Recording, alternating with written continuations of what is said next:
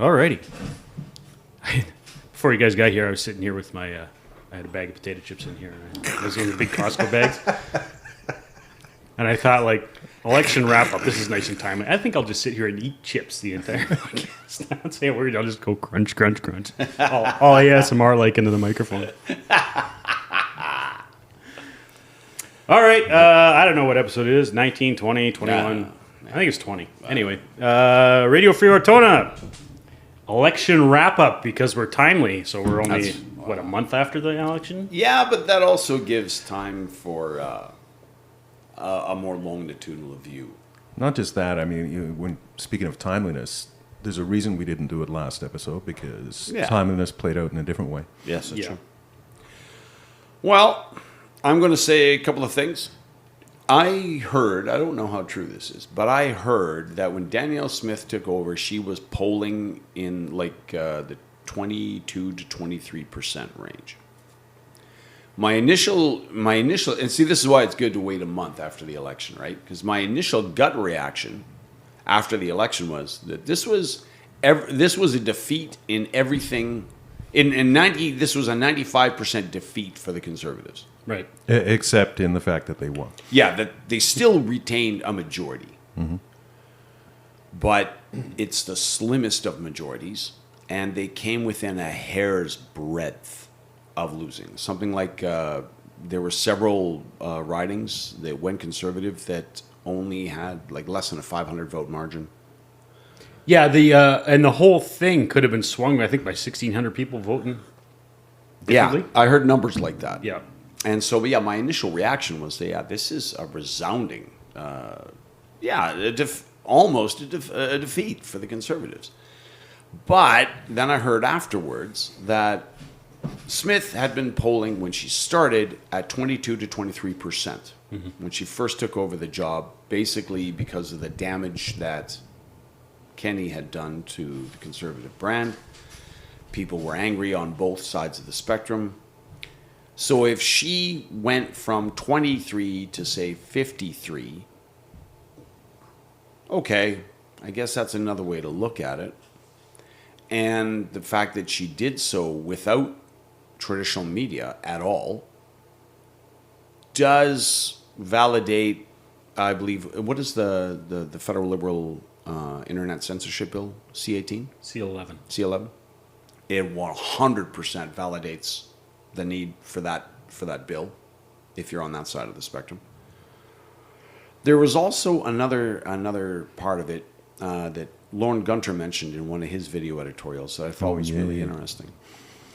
The people who live where the money is made, in other words, the people that this province depends on for its survival, do not like the message of the NDP. The people who consume that money are much more amenable to that message. That doesn't seem like a resounding... what am I trying to say? Doesn't sound like it seems kind of obvious to me, is what I'm trying to say. But to be honest, I hadn't really thought of it that way before. But it is very interesting. It's a challenge for the province going forward, and that you take the parties out of it. You have two very, very different groups of people inhabiting this province. That's Lauren Gunter channeling his inner Ayn Rand, right? Like it's sure, it's producers and looters. I guess, yeah. Those who carry the water, those who drink the water. Yeah. But it's still a challenge that we're going to have to reconcile.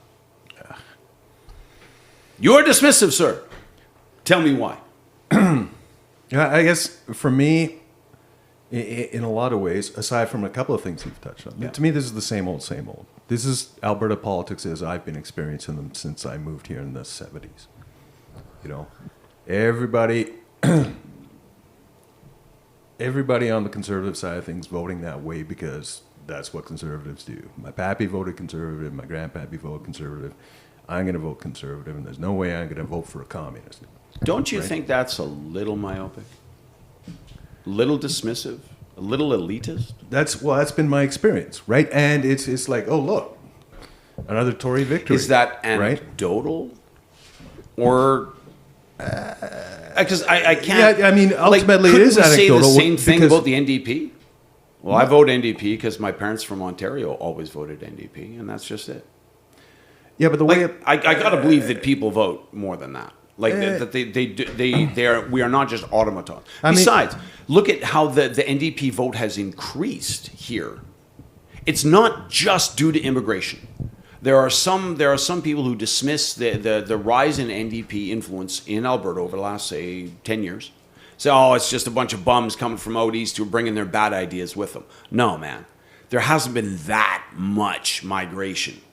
The message of the NDP is landing on fertile ground. Well, I agree. But right? But like I said, sorry, go ahead, Steve. Sorry, I just we are the fastest growing province in the country. Like net migration to Alberta is the highest in the country. Yeah. Is it changing? They figure Yes, by 2040 that we'll hit 5 million. But it is Finally? not the sole explanatory factor. No, it isn't. No, not by a long shot. I mean, and you've touched on some of the points I'm going to get to that I referenced going into this. But I mean, in a lot of ways, that's just me. I'm just like shrugging my shoulders and go, oh, look, a conservative government in Alberta, which, the exception has been One time. Yeah. And was it 44 years now almost that I've lived here, right? In fact, it is the only one-term government in provincial history. Yeah. And, what plays into this and into some of the other points you've made is the fact that they managed to get the United Conservative Party going again, right? That was what created the blip in the system, was the fact that you had the Wild Rose on the one hand. Yeah, like a vote split on the right. And the Tories on the other, right? That was the only thing that made it possible. I don't know, and man. They fixed that. And that's the one thing Kenny did do. But I think whoever stepped into there was going to realize that that's what they needed to do. And that's where we're back to again. And that's where I think your point about how close it was. Yes, this was effectively... I think this was a nail-biter. This was a strategic loss for the Tories, notwithstanding the fact that they won. Because a strategic loss. As far as I'm concerned, I would expect them to win. And I believe I mentioned that. I expected them to win because they are united, right? But playing into what you've said, one of the reasons I think that there is a growth in NDP support it's partly societal over time, but this is something I brought up before, is that we live in polarizing times, and that includes on the right, and there are moderates under the Tory umbrella, and there are extremists on the Tory umbrella, and the extremists, and there are extremists on both sides, as we've discussed. But it's the extreme, the radical element of the Tories that are off-putting. And that's driving people towards the center. And the only closest thing there is to the center in this province, with any meat to it, is the New Democrats. And they are not the New Democrats of British Columbia. They're not the New Democrats of Saskatchewan or Nova Scotia or Ontario. They are an Alberta brand of New Democrats. Then how come the extreme on, or well, maybe it did. What do you think the effect was, or the influence, or maybe even context behind the radical side of the Alberta New Democrats? And they have definitely a radical fringe, like the Rod Loyola camp. And I think that the Conservatives made a big point of exposing that fringe. They had like some of their literature, their hit pieces. I got a collection of them that whenever I saw one from each party, I kind of hung on to it. They had one that was basically a hit piece on, I think it was 8 members of the 8 candidates for the NDP who are radical left. Like moonbat nut bar left. I get Rod Loyola being like the most extreme. Do you think that might have played a role in preserving that use? Like, do you think that might have prevented Calgary from going all NDP the way Edmonton did? Possibly. Now, so here's the question back. Of those, I think you just mentioned that there were 8 candidates that Yeah. are quote-unquote batshit crazy. Yeah. Did any of them get in? The Edmonton ones did, yeah. And how many of those? I think they were about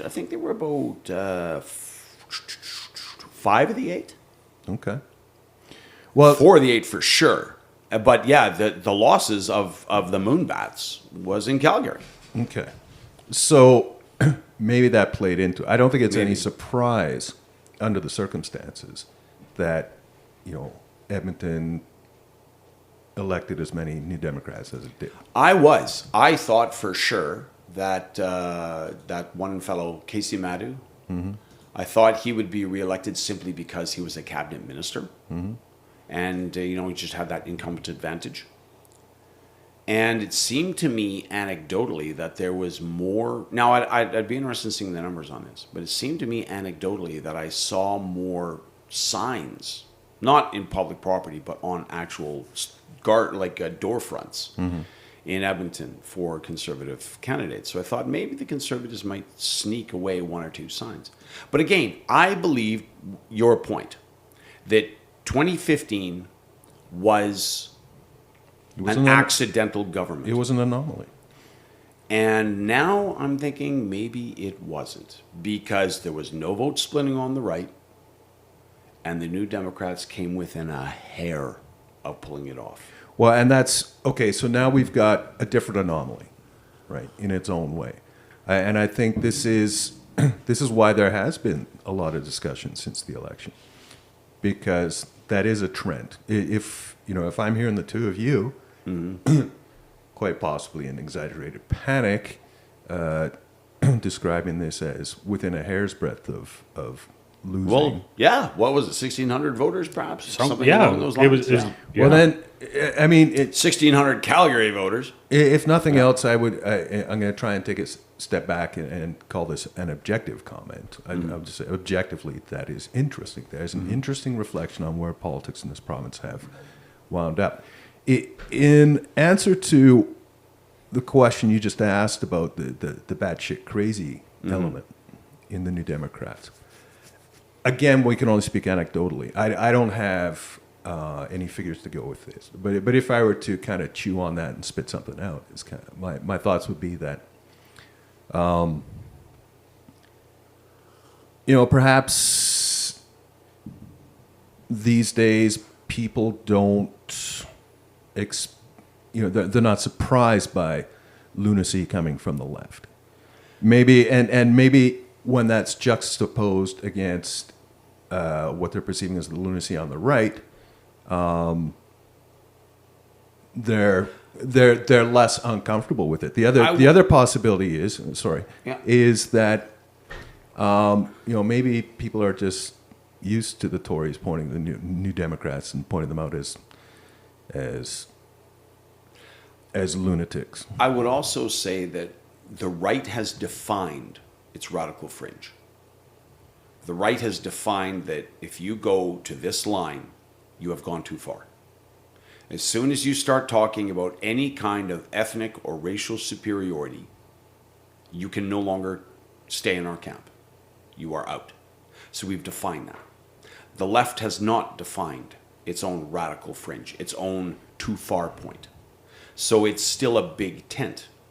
People like Rod Loyola can still find a home in the New Democrats, besides, say, more moderate leftists like Nicole Goering.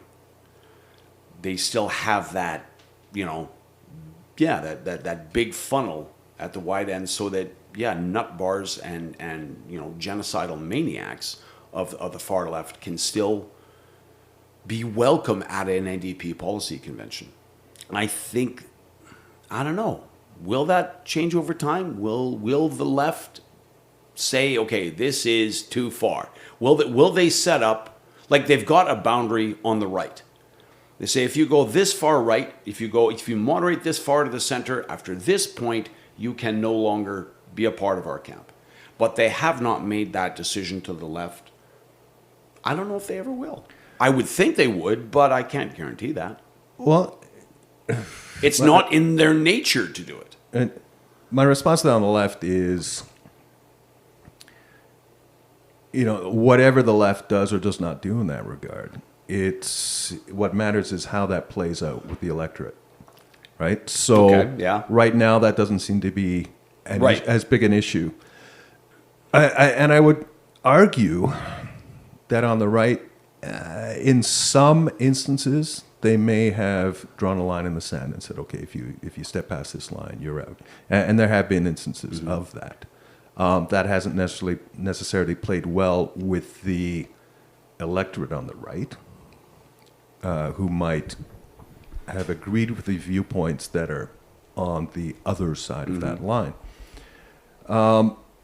But I think in a lot of ways, and we've come to verbal blows about this in the past. I feel in a lot of ways that the radical right has not been distanced from by the mainstream, wherever we want to measure that on the right these days. Do you think the radical right actually has a voice in Alberta? Absolutely. Give me an example. Well, I would argue that I would point to How's the radical right manifested? the trucker protests that we had here in Edmonton at the same time as what was going on in Ottawa, and I use both those examples of the radical right, and even in our conversations, I find that there's a bit of a blowing off of it. Now, maybe this is important. How do you define radical right?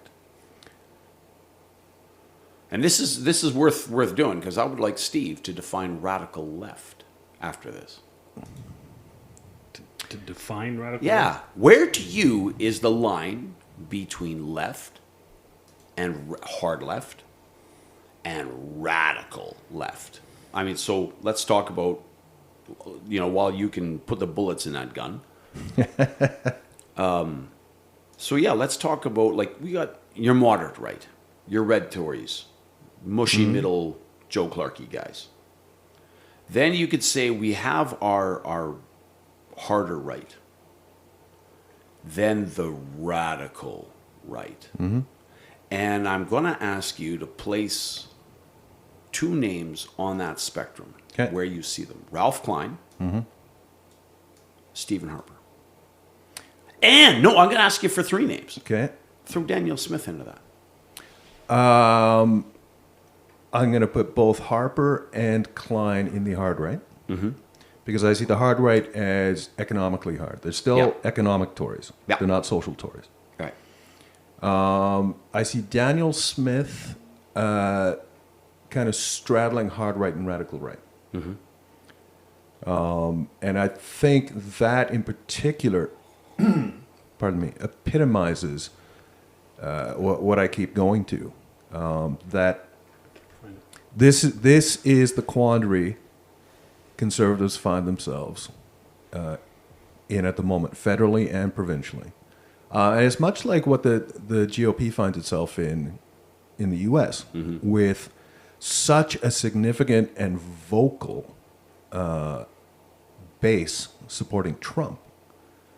No matter what. Exactly. Yeah. So it's like damned if you do, damned if you don't, right?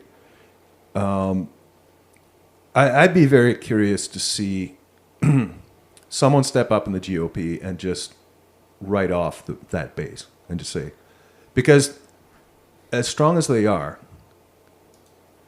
they can't possibly be the majority of potential GOP support in the U.S. I don't think so. So someone needs to step up and have the balls to say, listen, I'm not Trump. Yeah. This is how I'm not Trump. Yeah. And I've got more to my platform than just anger. Yeah.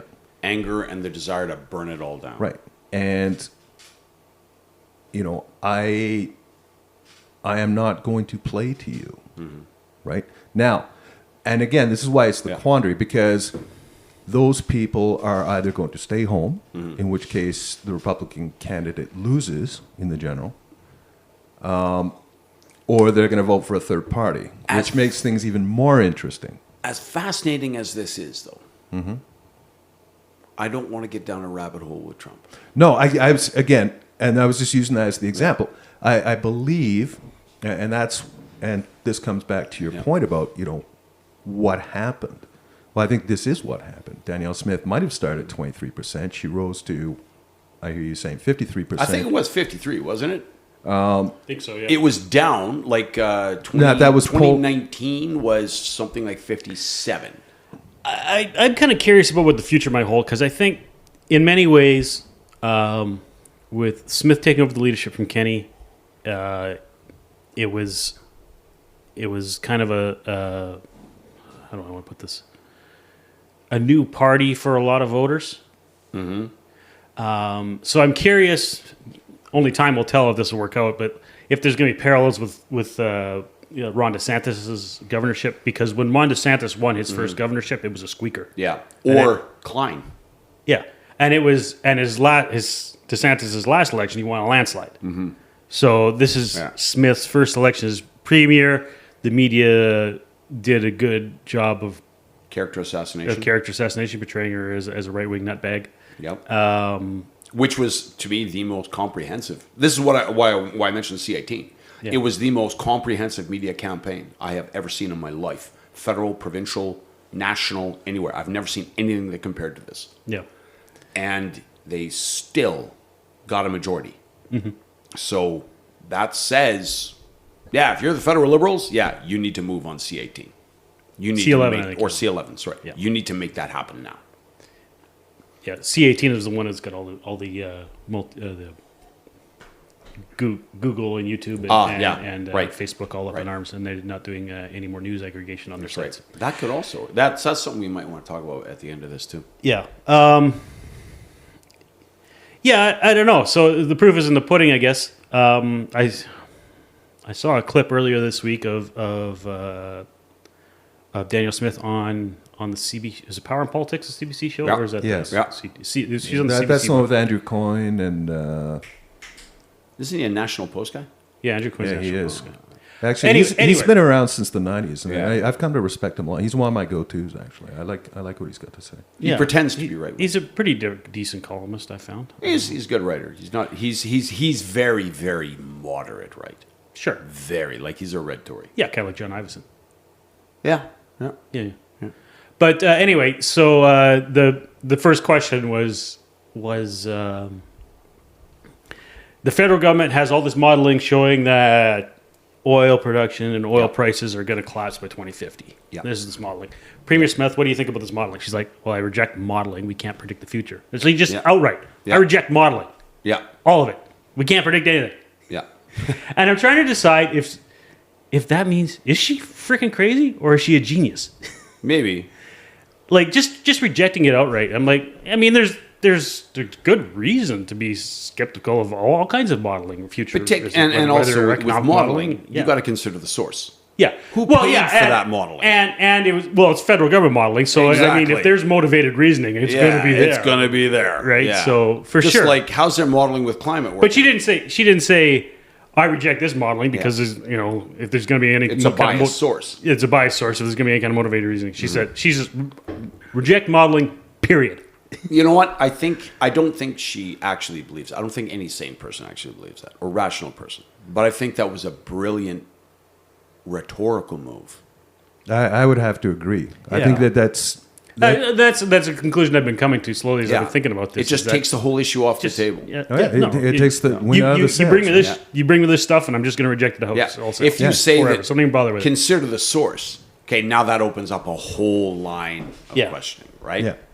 If you just say I reject modeling altogether, you're not questioning the source per se. Yeah. Right. It's like that's how McCarthyism ended. It's just someone stood up to it. I'm not putting up with this bullshit. Right. Yeah. You have no legitimacy. Yeah. This method hasn't worked. It's not that I'm questioning the source of it, whereas somebody else's source is good. I'm not going to play that game. So I think in that I'm rejecting all of respect, it. that is a strong move. It's a very strong leadership move. It's a very powerful. It's a power move. Yeah. Yeah. It was very, very, very, very cagey. That being said, and this has been a theme that's kind of been running through a number of our political discussions here, and it goes back to our good faith discussion. I find from the other two corners of this table, You are a diplomat. perhaps from one more than one other. Steve, we're looking at you. There's yeah. Can you hear my eyes rolling? The questioning, like the attributing of malicious Malfeasance. malfeasance to the intentions of everything that comes out of federal government, anything liberal, anything left, quote unquote, and even the mainstream media. Yep. And I find that is again Unhinged? Lunatic? Say it. Say it. it goes against, to some extent, The law of probability. the conversation that we had about good faith, right? I do not ever come in here to these discussions and presume poor faith on either of your parts, or That should be our theme. outright. So for the listening audience, Steve just pulled up the video for Lunatic Fringe by Red Rider onto the desktop. Thought, yeah, that should be our opening music. Yes.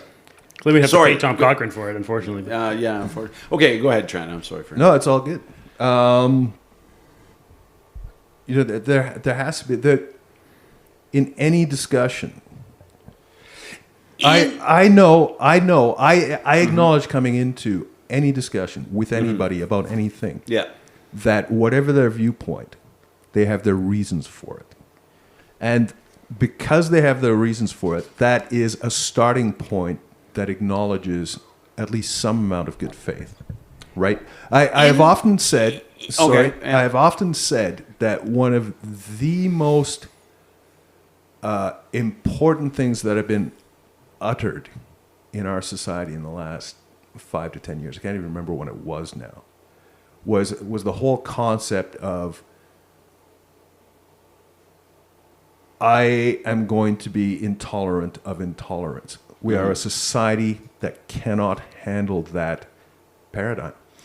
And we've seen that play out over and over and over and over. Now, I've come to equate, and that's mostly occurring on the left. Right? And that's why I've distanced myself from what I would call the radical left, because it's just hardline fucking Malfeasance. Well, it's counter revolutionism. And that's my point. In my defense, you, sir, are old left. You were left before 1991.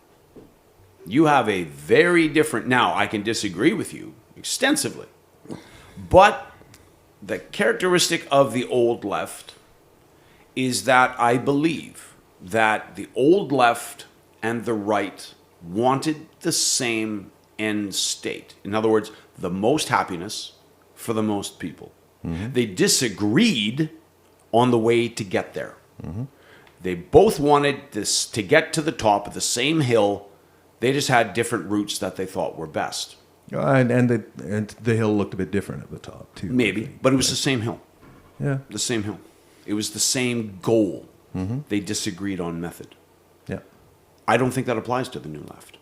Well, you're absolutely right, but I also don't believe think- it. I also believe it doesn't apply to the new right. You know, again, we just live in a society that, for a number of reasons, and they're all social reasons. But I mean, the extremes of both sides are mostly they're raised on death these days, are just about owning the other side, right? Like it's so it's the extreme right. Well, and this is the extreme partisanship you've talked about. Exactly, but the most important element of that is what Steve just brought up, which is the owning of the other side. Yeah.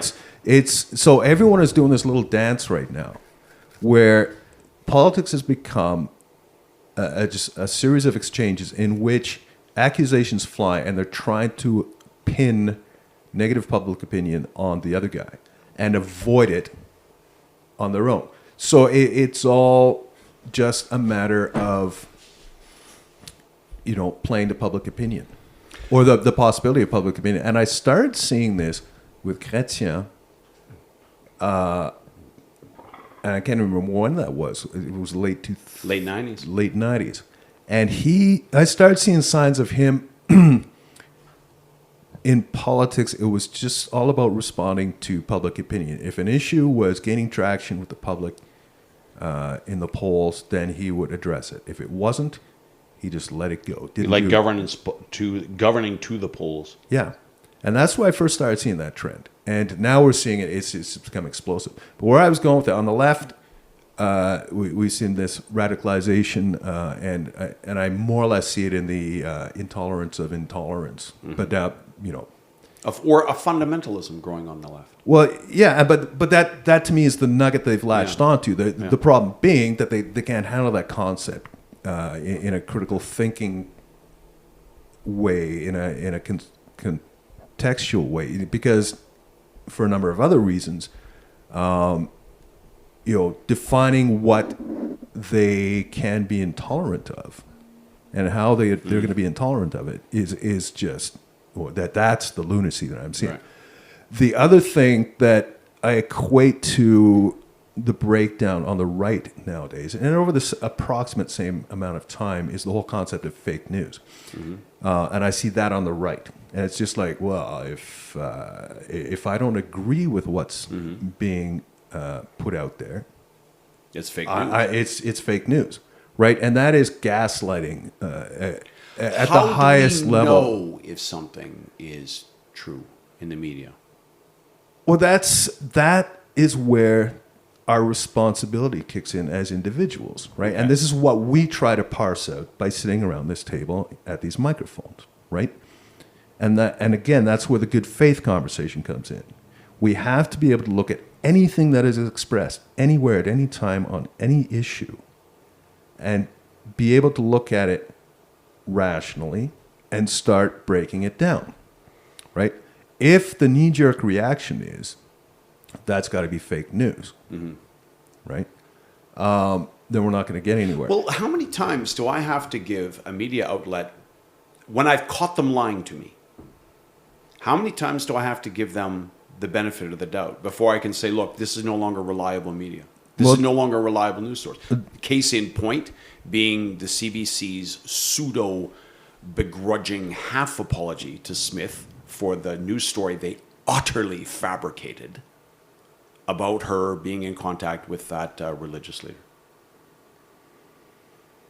For example, so they lied. They flat out lied. And again, there are conservatives have legions of examples of the CBC. I'm going to pick on them because they're the low-hanging fruit. They're the most egregious offender.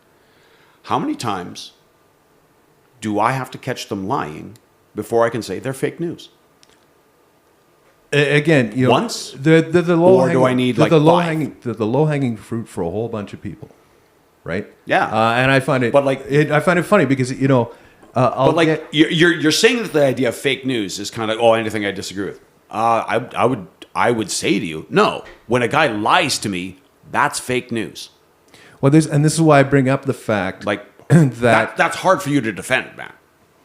That's why I'm bringing this up, right? That's why I bring up the good faith conversation. Why I bring up, and I specified, anything about any issue that someone is expressing, have to be able to go into it going, okay, I'm going to judge this on its merits.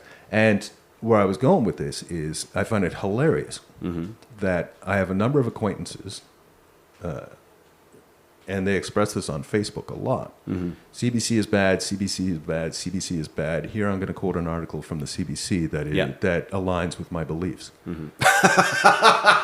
Yes, that is poor form. And that is very poor form. And I've seen that more than once from more than one person. Well, you've even said that in the text group because every once in a while I'll do that from I know I've shared CBC articles Exactly. in our text group, and you're like, "Hey, I thought the CBC was horrible." Yeah. Oh yeah, and I'm not going to name them, Yeah. but we all know the guys I'm talking about, right?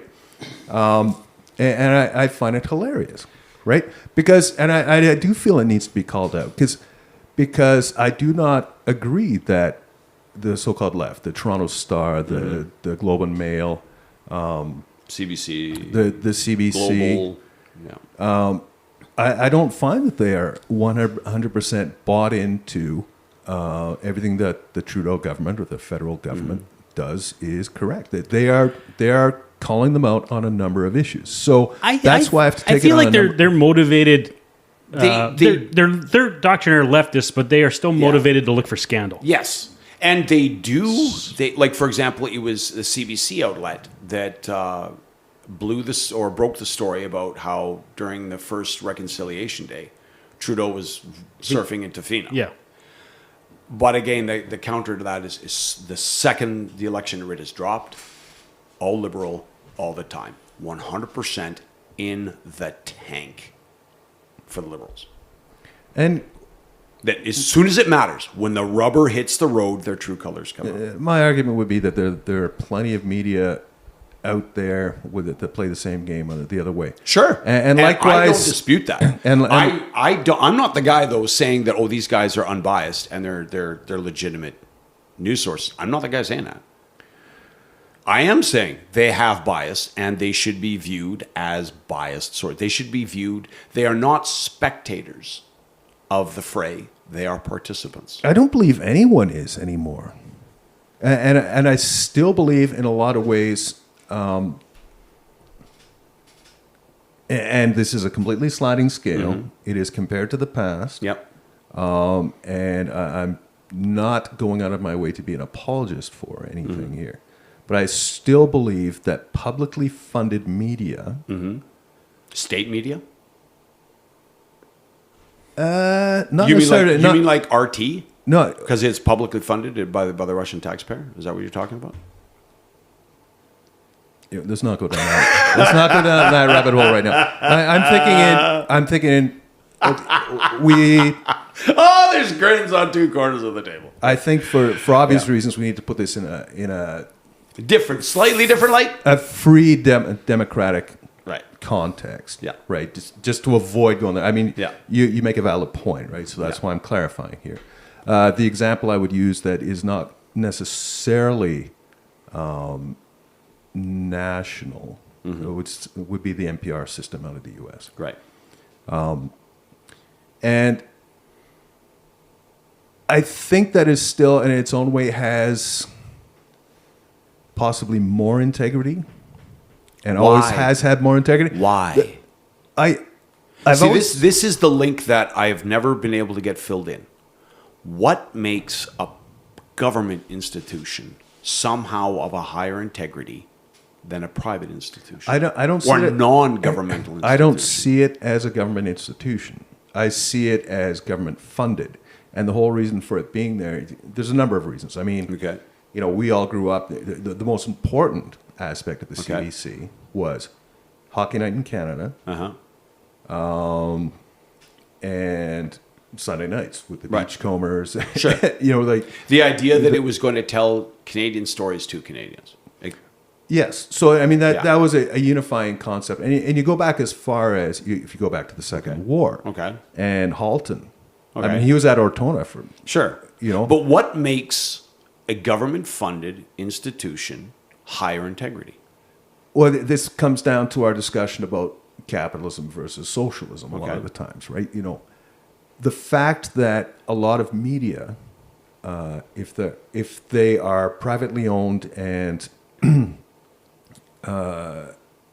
shareholder dividend driven and profit driven, then it's all about the advertising and the market share. So no would matter we how have you get more it, integrity if we had government funding? We are a completely private entity here. We're completely privately funded. Would our integrity somehow increase if we didn't fund ourselves and we were instead beholden to government for our funding? Well, I think your question is Or counterintuitive. does because our level of integrity go down if we monetize it? Yeah. I would. I'm sure it'll be no surprise to any listeners, but this is not a monetized podcast. Yeah. No, and I. But if you get government funding, are you not monetizing? Then you're You're monetizing from an infrastructure and operational point of view. Like, Right. are you not now beholden to government? If I you would, get government funding, are you not beholden to them? I would argue that is purely a matter of leadership. Right? That is, whoever's in charge of the public entity in question is the one who defines how they're going to maintain an arm's length. And by the same token, it's whoever's in charge of the government that defines the same thing the other way, right? And that's where the integrity comes in. Now, again, I said this is a sliding scale. Mm-hmm. As you pointed out, there are public media outlets that are wholly propaganda arm of governments. No question. Yes. And we don't have to, there's not just one of them. Right. Not just the glaring one that was brought up. Like, you mean CBC? Or are you? Oh, you're talking about RT. I'm sorry. I find that really CBC and RT are difficult to, like, if you just describe them in the most basic, banal terms, they're very difficult to tell apart. But that's just me. Please continue.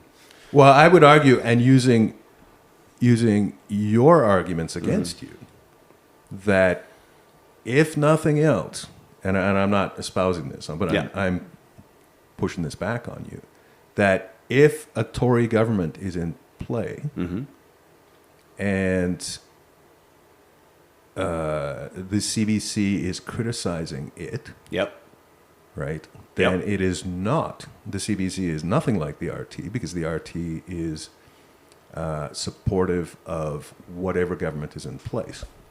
That's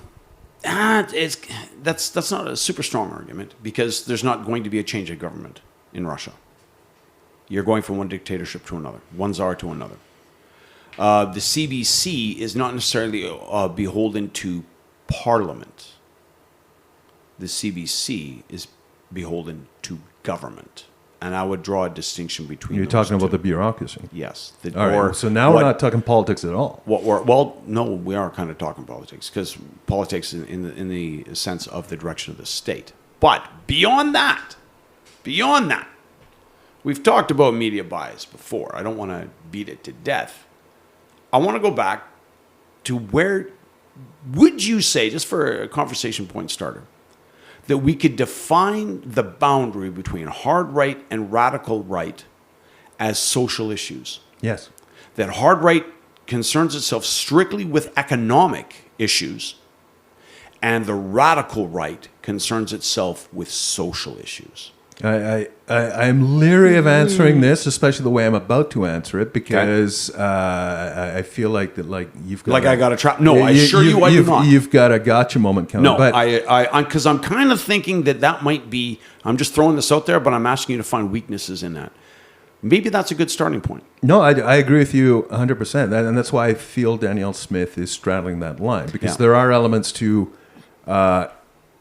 what I hear in the media expressed about her that I would, which I'm sure is accurate. What I would put, that I would. I mean, the media mainstream media would never lie to us. And never. Nor would it. Or misrepresent or mislead or try to unduly influence. They report nothing but the facts and only the facts and allow us to draw our own conclusions. But please go on. Well, again, my counterpoints are, from the other direction. They don't always. One can't assume that they're always lying. Is it? Oh, what? They never tell the truth. They never have any reason for saying what they say. There's never any reason to give any weight to what they're saying. We should always assume every media is biased. All media is biased. All right. Well, it's either biased to the right or it's biased to the left. Then but it's all biased, and it should be consumed extremely skeptically and extremely critically. So I think this is where we I think maybe we should therefore redefine Radio Free Ortona and ourselves as Radio Free Cynicism. The onus is on us to be the ones Change the who, name to the Lunatic Fringe. Yes. we're the ones who take the stories and pick them apart. I guess. So anyway, Well, that was kind of my initial idea when I Right. popped this idea to Lance like 4 years ago. and yeah. And here we are, So trying. on that note, Mr. Steve, What? define the difference between hard left and radical left. Hard left and radical left. I disagree. Doesn't even inhale yet. This perpetual contrarianism. The hard left is In the modern context too. in the modern context, the hard left, if using your hard right, radical right paradigm, the hard left is a big believer in the efficacy of government, a big believer in the moral authority of government, a big believer. You're saying hard left. Yeah, Okay. Yeah. I like that. Yeah. Right. So far. Yeah. right. Like it's The moral. the moral legitimacy Yeah. of government action. Yeah. Probably the primacy of government action over individual action. Yes. Or believers in that. Whereas Yeah. the radical left is, I don't know how to articulate. Could we say it's totalitarian, and that it's you don't just obey. You have to believe. Yeah, but yeah, and then the radical left, you're going to get your communists, your Hard your Marxists, Leninists, yeah, and hard Although, Marxists. are I've there- listened to some Marxists, like Freddie de Boer, describe their version of Yeah. vision of Marxism, and they're not like. Are that. there really any hard communists left anymore? I No, don't I know. I think the left is the radical left has turned fascist. Yeah, like I don't think there's anybody who's actually calling for the complete I eradication. don't know if you can hear capitalism. people, but Trent's eyes just about rolled out of his head again. No, Well, actually, he's saying fascist as in corporatist, in that they believe in allowing the means of production to remain in private hands, but with strict and almost total government regulation, Yeah. which was a fascist economic model. I would agree that my concerns about the hard or the radical left right now are very totalitarianism. Yeah. Yeah. Like what you said, the intolerance of intolerance. or tolerance of intolerance. Yeah. I think it's intolerance of intolerance. Intolerance of intolerance. It works either way. But they choose how to define Yeah. what that's going to be. And Yeah. in today's like day and age, tolerance it's- for their ideas, complete and total intolerance for anyone else's. yeah, and with that comes cancel Well, culture it- and unquestioning cancel culture. It just takes so in so many ways it is. It's like the totalitarianism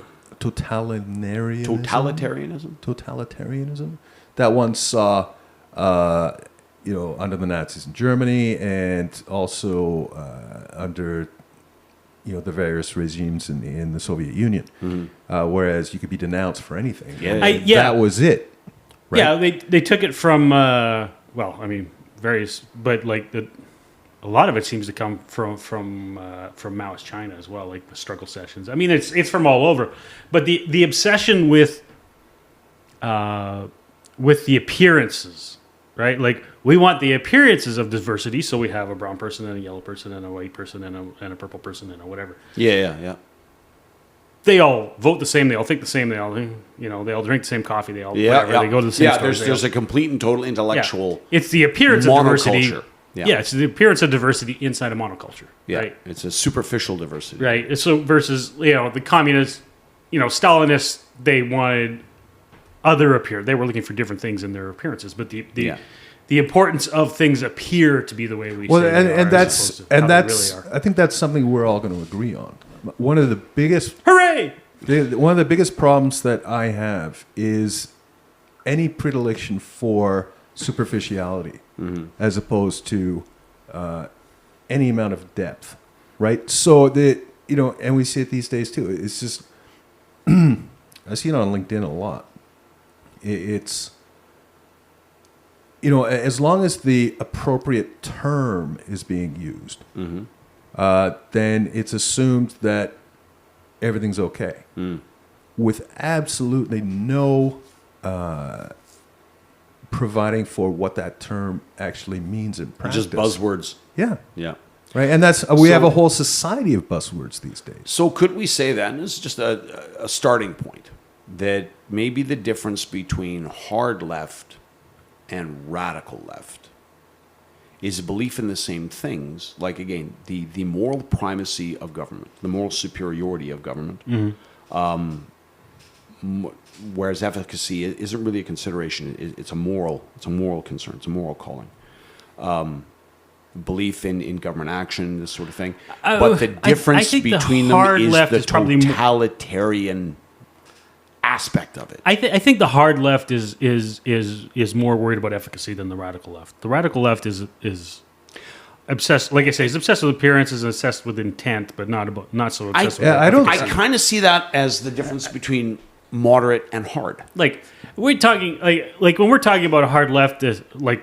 Yeah. I think at least in the context of this conversation, like we're still believing a hard leftist is still someone who probably is closer to the old school leftist as you described to, Right. to be earlier, right? Like someone, where the hard leftist and the hard conservative are still trying to achieve the goal of the maximum benefit for the most people. Whereas the radical left is just the authoritarian, you will believe. Because change the way I've kind of distinguished between radical right and hard right is, for example, Ralph Klein had a policy where he deregulated power, the power grid. And the idea that what it struck me at the time was an ideological belief that private enterprise is always better than government enterprise.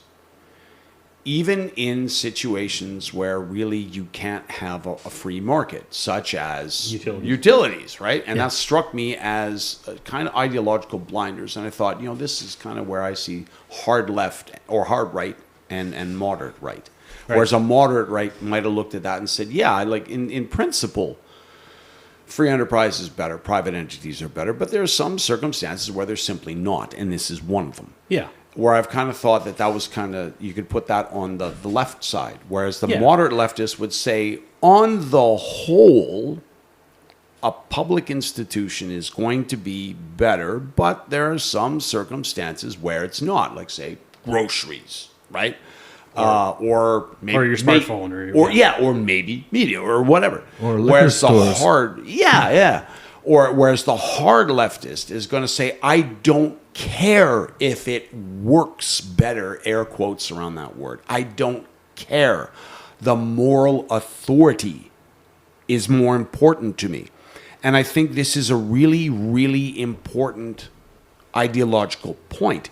If you would put on your leftist hat for a moment, this is the learning lesson of 1991. This is the learning lesson of the Cold War. The reason why the left lost the Cold War, because it allowed itself to get dragged into efficacy. It allowed itself to get dragged into results. When the new left talks about moral authority and intent, it doesn't matter if this social program doesn't do as good a job at alleviating poverty as perhaps private charities might. It doesn't matter.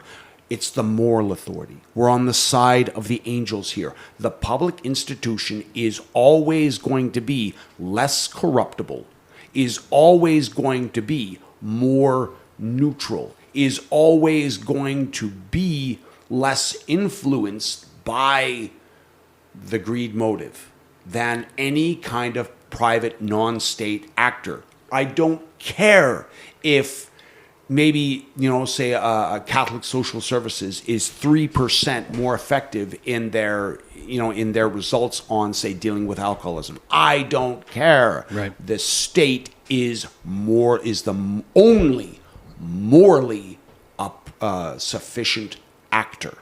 I don't think. Tell me when I'm wrong, boys. I don't think that's necessarily accurate. At least not to the extent you describe it. I don't think it's unreasonable to portray even the hard left and their faith in government. I don't see it necessarily as being wholehearted, 100%. buy-in. I can still see,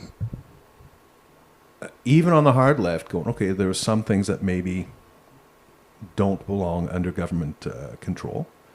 And I can still see them going, okay, we do expect efficiency, we do expect integrity, and reacting to a lack of it. I think we saw that in BC. Because, okay, so was Van der Zalm under the SOCRED? Yeah. Yes, he was so good. Yeah. Yeah. But then the first NDP government that replaced him, I think it was Clark. I'll find out. I can't remember his name. You keep going on that thought. But whoever it was, they had a whole bunch of scandal attributed to them as well. It was either the first or second NDP government after Van der Zalm.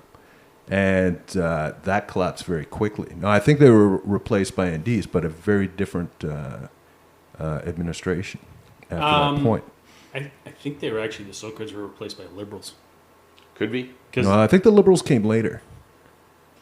But that might have been Clark. I think that was Christy Clark. I can't remember the name of the guy. That was NDP. that was early '90s, right? The Van der Zalm, I think. Yeah. Like I think I was still in high school when Van der Zalm went to jail. So there was a lot actually going on at about the same time. I mean, Mulroney, Van der Zalm. There was a lot, and then on the Liberal side, you had Martin and Chrétien. There was a lot of stuff coming out in that decade, just across the board. And I think that was the decade where I started looking at things and going, conservatives and liberals, they're just the same beast in this country, right? There's not a lot to choose between them, which ironically now there is, because there's a radical liberalism and there's a radical conservatism, and they're the ones who have the voices now, right? But back in the day, it was like you didn't even need to choose between them. yeah, I don't. There was corruption One on of the things, both sides. one of the myths that Canadians persist in believing is that we don't live in a two-party system, right? Like, What do you mean? well, okay, so I mean, Americans literally have two parties, but they have more than two parties, right? There, there's the Libertarian Party, but there's only two parties going to win an The election. difference is starker. Yeah, Between the U.S. and Canada in perception, but you're right. Yeah, and there's- You're and right. there's federally, the New Democrats are never going to rule. It was unless the New by Democrats in BC. it was. Yeah, Okay. the New Democrats did. After Van der Zalm, there was a couple of, SOCRED guys who just kept the seat warm. Yeah, But then, with Mike Harcourt, right. he came in 91 It was the guy after him, As- Glenn someone. as a premier.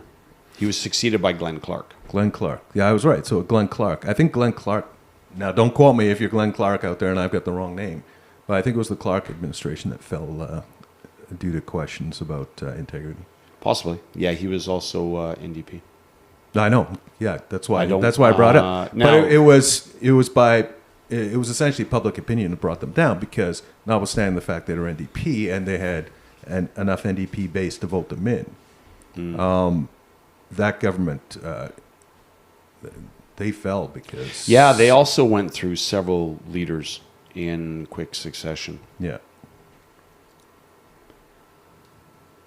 So, reeling it back in, that's my answer. I don't think hard left necessarily means blind, unquestioning faith in the authority of government. I don't think it's necessarily authority of government, Moral but supremacy of government.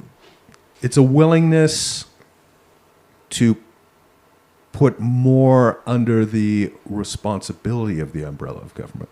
All right, fair enough. Really? Well, I mean, we're saying the same thing.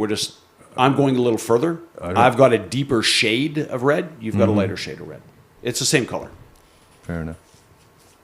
So, my next question for you, fine gentlemen. What makes the urban voter more amenable to the progressive message? Urban voters got a lot more contact with government, which sometimes you'd think would put them off of it, but I find that statement in bad faith. Before we go on to that, can we pause for one moment so I can refill a cup of coffee? yeah, sure. Absolutely. Awesome. I have an addiction. And we're back. Okay, boys. So yeah, what are the factors that make the urban voter more amenable to a progressive message? I'd like to interject here. And I think I need another definition before we can proceed. You address this as fine gentlemen, so... Point of order. All right. What makes you no count trailer park trash? Think that, or why do you, questionable ruffians think that the urban voter is more amenable to the progressive message? Okay, so I'm going to step out on a limb here, and at the risk of sounding like Hillary Clinton... Yep. It takes a village. No, I'm going to suggest... Are you going to take a village or basket of deplorables? Yeah, I was thinking... Or are you going to get... Can we make assassination jokes now? Or? It's closer... Well, I do have the second point of yours in mind. It's more, I think higher education or education in general plays a part in that. Now there's the question there.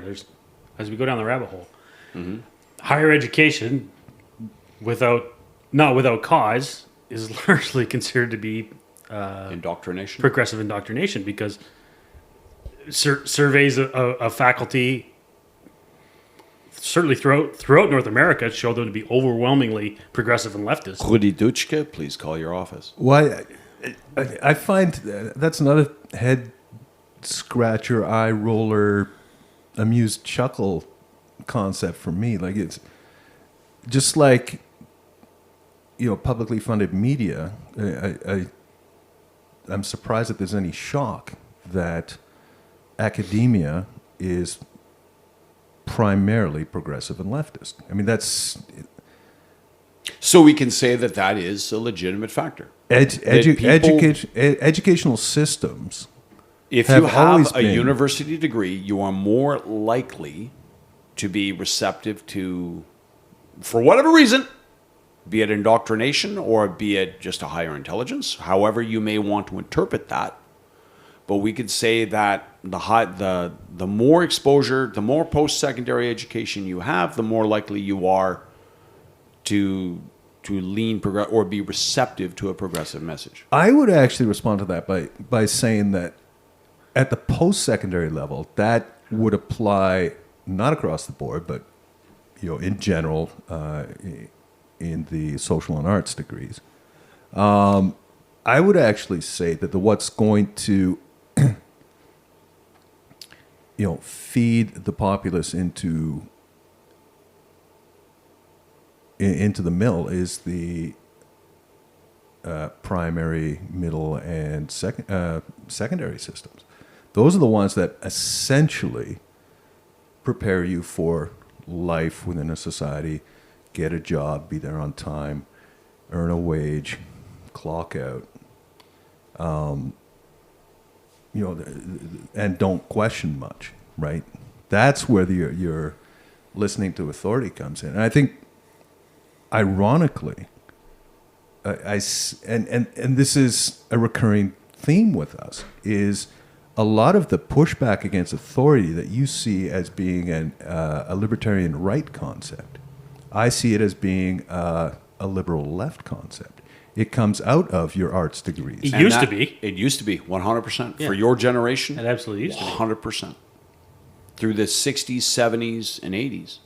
Yeah. And like you could see was the calling card of the left. Yeah, Of the old left. and you can see that in popular movies or popular Totally. culture, right? Like, Yeah, totally. Like the leftist, whatever in the 80s, 90s, the leftist guy was the radical Yep. guy Or who rejected authority and rejected tearing this. down convention or defying convention, Yeah. thinking for himself. Yeah, and now Why are it's we the opposite, doing right? it this way? Because we've always done it that way, and we don't like to think for ourselves. Well, I am going to think for myself, Yeah. and I think maybe we should try a new method. And I don't think that's just a trope or a cliche. I think that's, which is, again, going back episodes. But the point is that's changed, Yeah, right? it's So changed. Well, yeah, I agree that it's changed. But, okay, so within the context of your question again, why does the urban populace... Why are they more receptive? I would say there's also... sorry, Steve. I feel less bad about cutting you off because I think you've spoken 10 times as much as you usually do already today. So I'll just throw this point out there and then we can come back to yours. That I think another reason is that urban centers, certain urban centers in Canada, they're more cosmopolitan, right? There's a lot more influence in any way you care to name. You know, from the beers you get to choose from, the popular culture influences that you're exposed to. Why do you think that makes one more amenable to a progressive idea? Well, I think in the same way as traveling, it's probably a few Mark Twain quotes that can go in here as well. But I've found certainly that having traveled to various parts of the world, you get a perspective that people that don't travel do not have, right? So the more exposure you have to diversity, anything new, right, the more likely you are to just have that much more, I don't know, just more factors to feed into your information stream from moment to moment. Before I let you launch into this, I'll just point out that I started doing some Googleation on this, and I thought, well, what does the left say? And I started checking traditional left sources, and I found the same article reprinted in four different sources actually, but it said these same things: that cities tend to vote left because they are higher educated and more diverse. So anyway, Steve. So we're not alone. We're not alone in those conclusions. The floor is yours, sir. I'm just wondering if it's just looking at a mechanical causal thing, right? Elementary, what we call junior high, and secondary education, high school. For the most part, both sides, right and left, agree. I mean, it's changing more now, but agree that pretty much all the stuff that you learn from kindergarten to grade 12 is objectively true for the most part, right? You know, there's some culture stuff that's inflecting in it, you know, and some sex ed stuff that's changing that, but for the most part, like curriculum. Everybody pretty well agrees. The curriculum from kindergarten to grade 12 is pretty well agreed on by both sides. Yeah, for the most part, right? And it seems to be objectively true. Like you learn these things, you learn how to add, you learn how to, so. If you come out of high school, there's two. Like when I came out of high school, I'm like, I am done with this education thing. Yeah, I'm doing something else. Yeah, and then of course I went to the PPCLI Battle School, but a school of a different kind. But education of a different sort. Education of a different sort. So I mean, I didn't understand that you never stop learning at that. Yeah, point. But I was done with formal education. There was no. You were soured on the concept. I was soured on the concept. I'd done some extra. I did extra summer school to try and increase my university eligibility, and then the whole time I thought this is stupid, and then I failed Math 30 anyway. So if you're like ready to carry on, if everything you've been told for the last 12 years has been fairly reliably true, and now you move on into this sector of education where everything veers to the left. Mm-hmm. And we know it does. Not all of it. Engineering doesn't.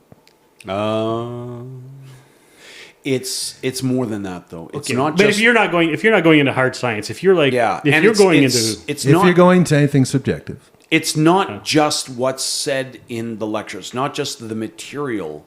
It's the culture. It's the entire surrounding atmosphere of the campus. Yeah. The thought police on the modern, and I did my university 20 years ago. It was just as pervasive then, and it doesn't matter what faculty you're in, whether it's a hard science faculty, where the mathematical equations are the mathematical equations. Although in some of the more radical universities, they're even kind of calling that into question. Yeah, but it's the entire atmosphere surrounding you. And even if you're an engineer, you have a minimum arts requirement. Even if you're in a Bachelor of Science, you have a minimum arts requirement. If you're in medicine, you have a minimum arts requirement. So you still get exposed to that indoctrination. Yeah, but okay. I knew plenty of guys in my circle of friends that went into engineering in post-secondary. Sure. Right? Yes, they had to take an arts elective. It was generally an English course. And it was Whatever they generally, could get through and it with was, the least amount of artsy-fartsy stupidity. well, yeah, and then- with that in mind, it was actually an English course specifically designed for engineers. Yep. Right. Yes. Right. Yes. So it wasn't your people English who were for going engineers. for your people who were going for arts degrees were not taking this English class. No, of course So, not. But you are still. But Steve's point is still true. You are still surrounded. You are still in the indoctrination machine. Everything around you, you are bombarded with And- those Well, messages. And the bulk of your life experience is that these people who call themselves teachers have been largely honest with you for the last 12 years, Yes. right? To the limit of your ability to discern, Yeah. right? So why should that change as soon as you get, right? Yeah. well, because now I think that the context has changed to a certain extent. Again, it's been Yeah, but we're still dealing with the legacy of the last, right? Of, this is changing now, right? In the last, probably less than last decade, right? But so we're just dealing with the people who are in power, the people who are in authority, the people who are still coming were educated, 15, 20 years ago, Yeah. right? But again, we're also dealing with millennial voters, Gen X voters. And again, there was plenty of indoctrination when I was in high school. I Yeah. remember that clearly. My social studies lectures all through high school. The Soviet Union is really misunderstood. It's actually a lot better than we think, when in truth it was nightmarishly worse than we ever imagined. That our society, with its capitalism, is pretty rapacious. It's dog eat dog. Yeah. It's unkind. It's unsharing. And what that shows is that the Yeah. right should have been paying more attention to the curriculum. Yes, at the we should have been. Yes. secondary. Yeah, we lost the culture war yeah.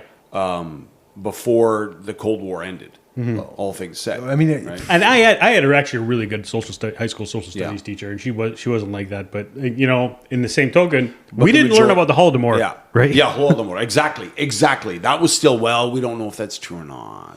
Right. well, no, I've got at least 5 years on you, Patty, and it sounds like I've got about 10 on you, Steve. I know for my generation, for my year, the Second War was the thing, right? That was all the Yep. movies, Yep. all the war movies were all about the Second War. I mean, Yep. because Yeah, nobody wanted to do anything with the First World War oh no, because there's It like was once all just- quiet in the Western Front, and that was kind of it. World War One was just bad. Yeah. well, plus Bad, horrible waste of life. I would argue, well, yeah, and abs- other than like Blackadder goes forth, Yeah. right? Which I didn't discover until I was an adult, but it was Yeah. made while I was a well, kid. not, but not just that. I mean, But yeah, that there was no was analysis, no discussion of the First World War at all. Yeah. But my point is that, in the context of that and the Allied victory over fascism, so the fascism and the Nazism was the bad, Yep.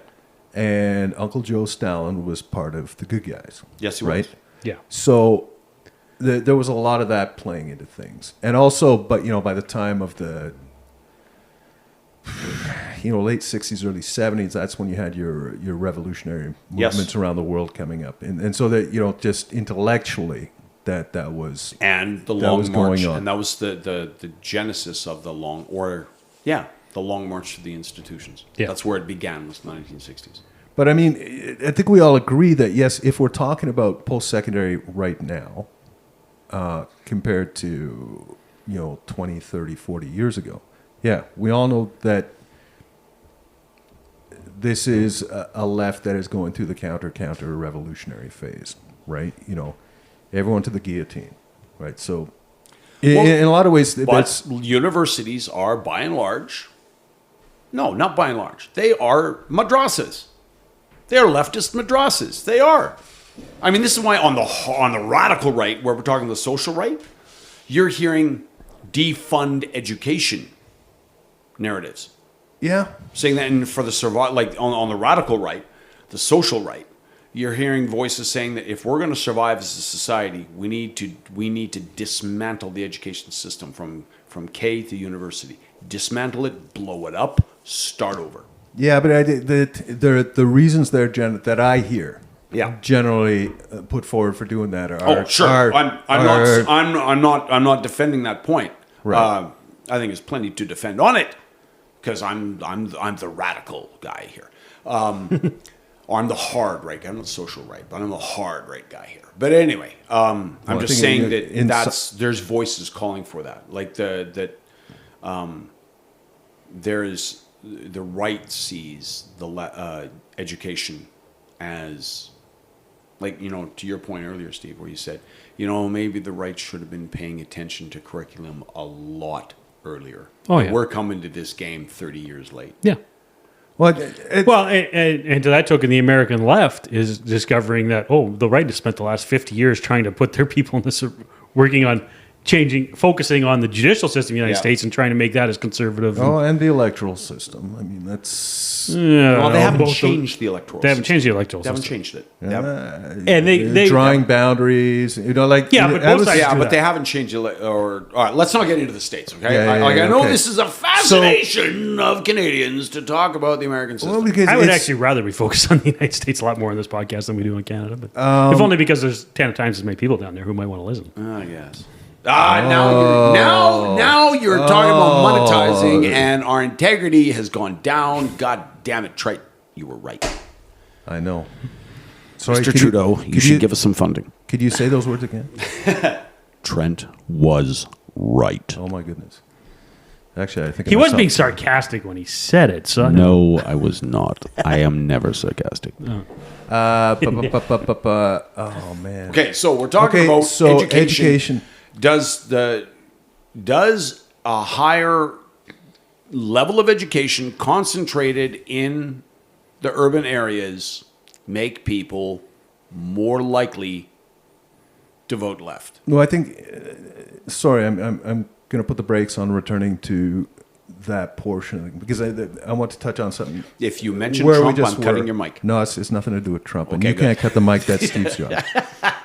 To be fair, the button is in the middle of the table. So the hot button.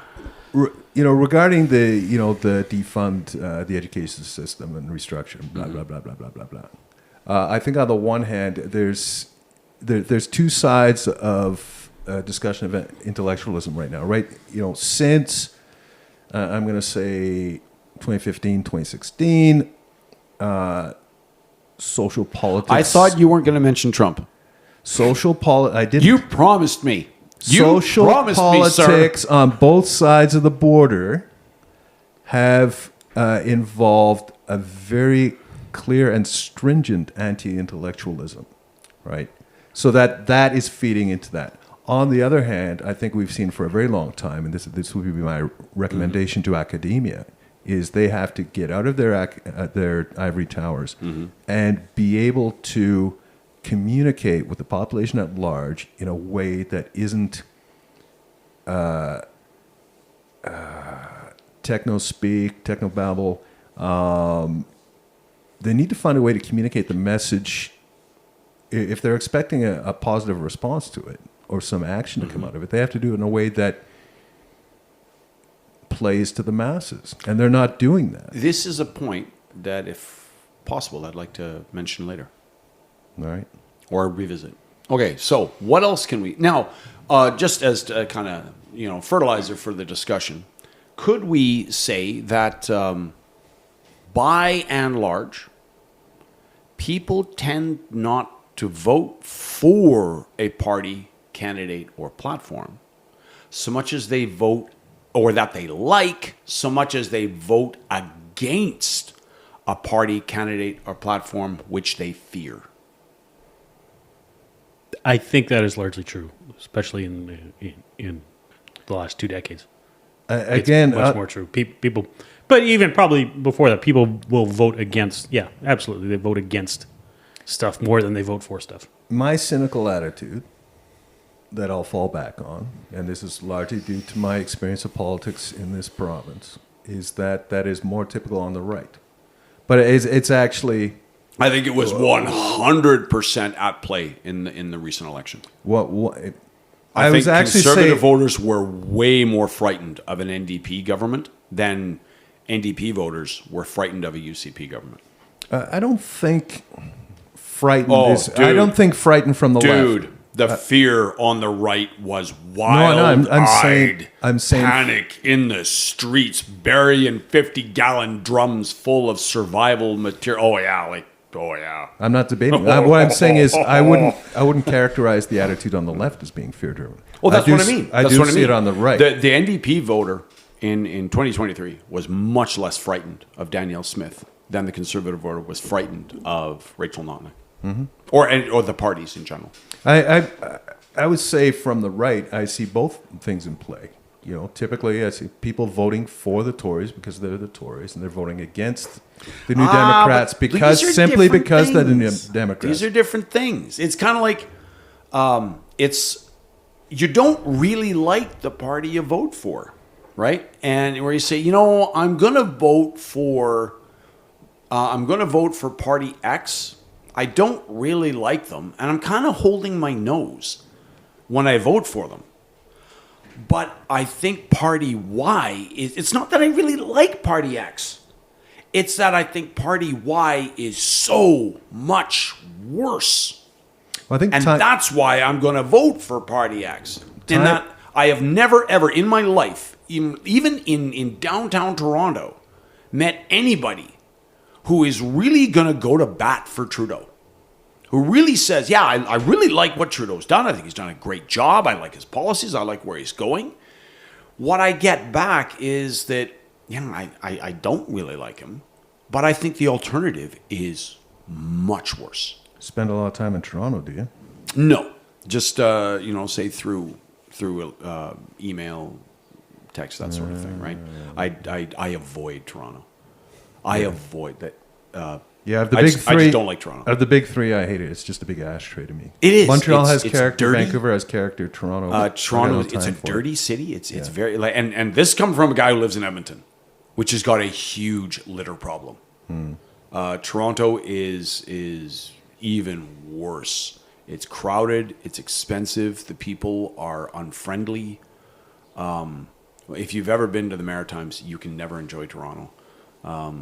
But anyway, yeah, beyond that. So yeah, I don't, and the weather, it's just sticky and muggy in the summer. Like, oh God, like, yeah, I don't like it. Anyway, go ahead. This moment of bashing urban centers aside, we should do that as a podcast. What urban centers do you hate? I did beyond hear. that. I did hear in the American context, but I think it's true, certainly North America wide, probably is that I heard someone say earlier this week. He said there's no, like I said, it was in American context. He said there's no such thing as red states. There's just blue cities, Yeah. and all these blue cities Yep. have sprouted up and gotten so big Yep. that They dominate. they're out, Yep. they're dominating and outvoting the red Yeah. states. But It's the red countryside. the countryside remains conservative, right leaning, whatever, and Right. and it's the Now, municipalities. can I get radical? Can I say something really offensive here? Because Sure, why not? I'm holding back. Now is where I'm going to really throw stuff out there, which makes everyone Yeah, go like, please. what is he? Okay. Please surprise us. I am I am going to twist. I'm going to throw the conventional narrative on its head. I'm going to say urban voters are actually more ignorant and uninformed, or urban people are less educated and more ignorant than rural people. I am also going to say that their diversity makes them more afraid. And in politics, we are in this age of polarization and social media and the internet age. There is a general higher level of anxiety, fear, depression, mental unwellness across the board, which is a product of the internet age. And that makes people in the idea where we vote not for what we want, but against what we fear. The progressive message is largely one of fear. If you don't vote for me, you're going to lose your health care. If you don't vote for me, or if you vote for that other guy, you will lose health care. You will lose the welfare state. You will lose that social safety net. The progressive message is one, by and large, of security, safety, predictability, of stability. Which are typically things of the right. Typically. Yeah, But that has changed. That has changed. And so, and it could also be because, by and large now the establishment is left and the counterculture now is right. That could be a part of it. You could make that argument. But to go to the education thing, if you live in a rural area, you, by and large, work in one of the three pillars of the economy, especially in Alberta. This is not necessarily true in other places like Energy, in Europe. agriculture, mining? Manufacturing. Oh, manufacturing. Yeah, or agriculture, mining, manufacturing. Yeah. Energy is kind of considered mining. Or like Same. say, Okay. not mining, but resource extraction, Yeah. be it oil and gas. There is more manufacturing north of Edmonton than there is south of it in Alberta. The cities, and this is a truism pretty much anywhere, are by and large government, business services. They're overhead. Whereas the rural areas is where wealth is created by those three things. Now, I'm going to go to the low-hanging fruit, taking agriculture. You have to be a generalist to work in agriculture. yes. You have to know a little bit about 25 to 30, or not a little bit, you have to know a fair amount, about between 15 and 25 subjects. You have to be able to anticipate world markets. You have to know biology or animal husbandry. You have to know biology. You have to know heavy equipment servicing. Like you are you are a renaissance man. You have to be a very well-rounded person. If you work in resource extraction, even to that, you're dealing with a multitude. Your world is much more diverse because you are dependent upon markets around the world, a global workplace sort of thing. It's to a lesser extent, but again, it's true. Yeah. If you work in the city, say I'm a woman who works, I work in accounts payable or HR in my large corporation, in my corporate head office. I know my enterprise resource planning software, and I know my company's internal policies. I'm so specialized that my horizons, my intellectual horizons, and again, this is controversial, and I know it's controversial, and I'm throwing it out there because it is controversial and it's going to get conversation. Your horizons are very narrow.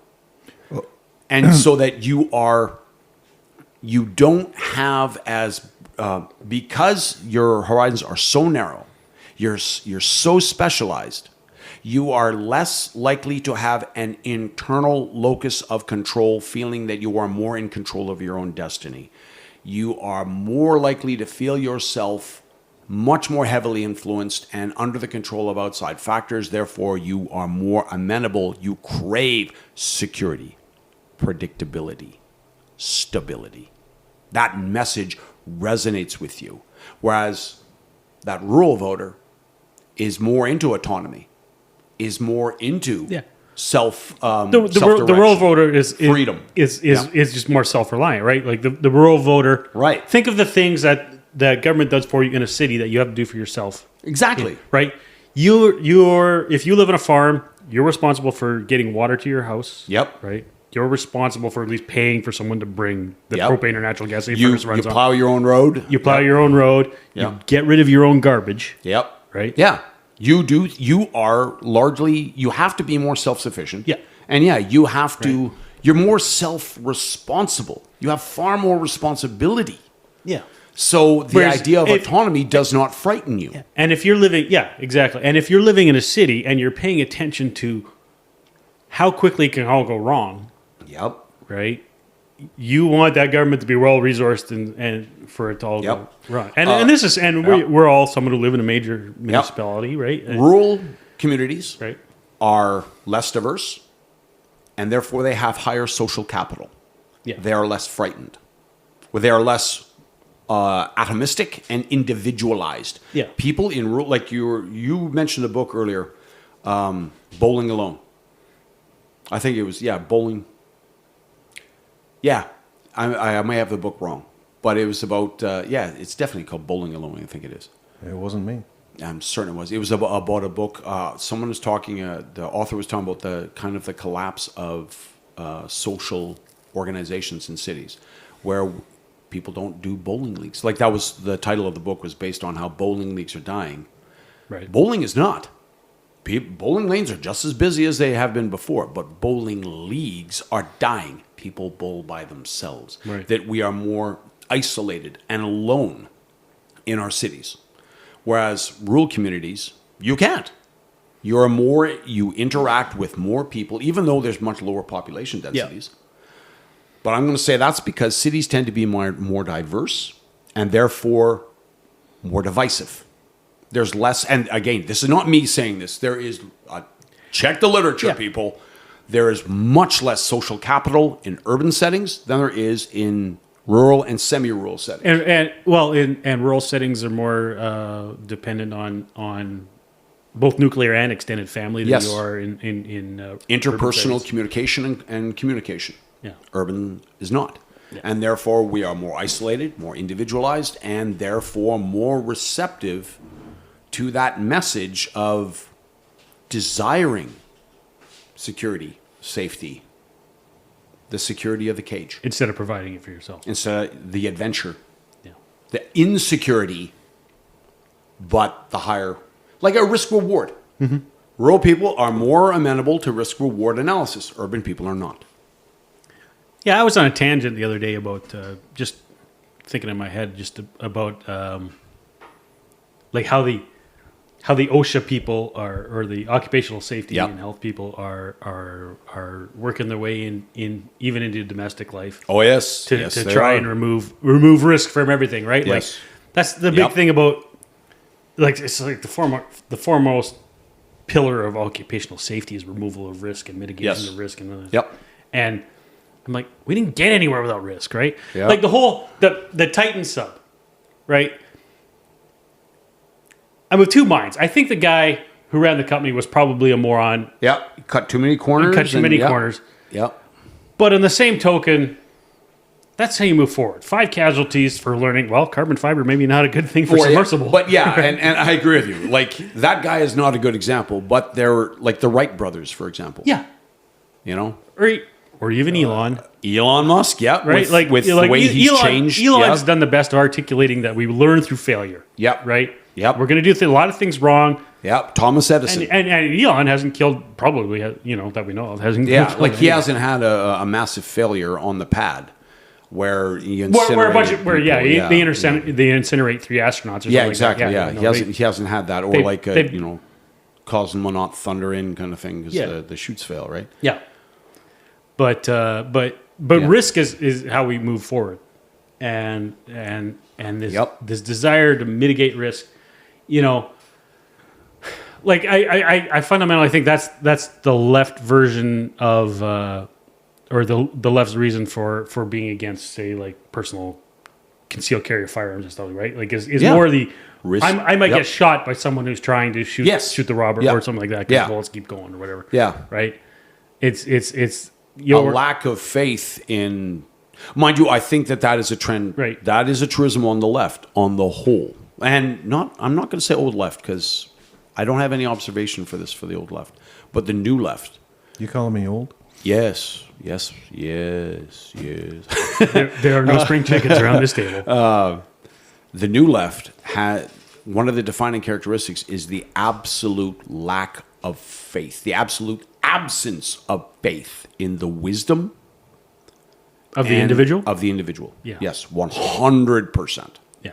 That the average, like when the Conservative Party loses an election, it's like, well, you know what? We need to do a better job of getting our message out there, and the damn media screwed us over. Yeah. Left loses an election, people are stupid. Yeah. The voter is stupid. Sorry, man, but that's that baseline rhetoric that comes out. So, sorry to interrupt, Steve. Carry on, please. Before For those of you who are listening, Trent is in the corner. He is the picture of physical composition, but I can see heat shimmers coming off of his scalp. He is slowly putting the bullets in the gun. He is getting ready, people. So I'm just letting him keep this rolling boil. So I want to prolong Steve as long as possible until the tsunami we call Trent bursts forth. Well, here's please. Steve. Oh, no. Steve, please. I think I gotta let Trent go. I think that's pretty much done. We can't win anymore. We can't hold this back. I was only actually just going to say that I'm putting bullets in the gun. They're just going straight out the front of the cylinder. And because he's loading 32s into a 38, folks. I've gone so long without talking that I've had so many bullets. Yeah, they come and go. Yeah, there's so many threads you want to. It's almost like one of these you got to write fuckers them going to down. shut up so I can say something. No, go ahead, Steve. No, I think the floor is yours. So tell Yeah. us why we're wrong. I can't even remember what we're talking about anymore.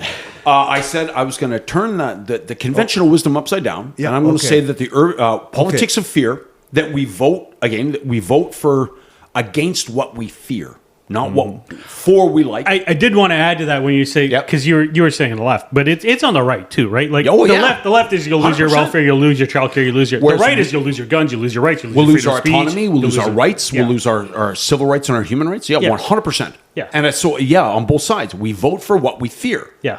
But Or there's against what we fear, but yeah. But urban voters are more amenable. See, again, what we're talking about is the right fears a loss of its autonomy, Yeah. whereas the urban voter is less concerned with autonomy and is more concerned with safety and security, which is more along the lines of the progressive messaging. Mm-hmm. Safety, security, predictability. Well, I mean, to many, many points, and this is going to sound strange coming from me because, the one official post-secondary designation I have is NCSO, right? I am a safety officer, right? Well, if I knew that, we never would have invited you here. Yeah. Yeah, but also that's like a passport of convenience. It's not like you're a true believer. Like, it's not where you said, I want to be a safety guy. It's like, hey, this is going to increase my job security. I'll get this safety thing and I can apply for more jobs now. Well, Was that I it? mean, it was a specific need that a particular company needed. there They you go. paid for Yeah. the training. Right? Yeah. So, and I became safety officer for them. Yeah. Now it's part of my contracting consulting Yeah. gig, right? So that has opened up doors. But along those lines, you're right. I am very much more an intent versus rule guy, and always have been, right? And actually, without going down the full rabbit hole of OH&S, I agree with you completely that when it comes down to it, even all the rules that they have in place, and there's no set of standards or policies anywhere in the world that covers every possible eventuality. It doesn't meet the true intent of what it's meant to achieve, right? What it ultimately means is that when something goes wrong, either the worker or the company is to blame, right? But without getting into that, I go on this tangent. We're going to get into it. I go on this tangent all the time. When I started working in the oil field and the safety guys got more and more annoying, I come to the belief, and I fundamentally believe that workplace occupational safety training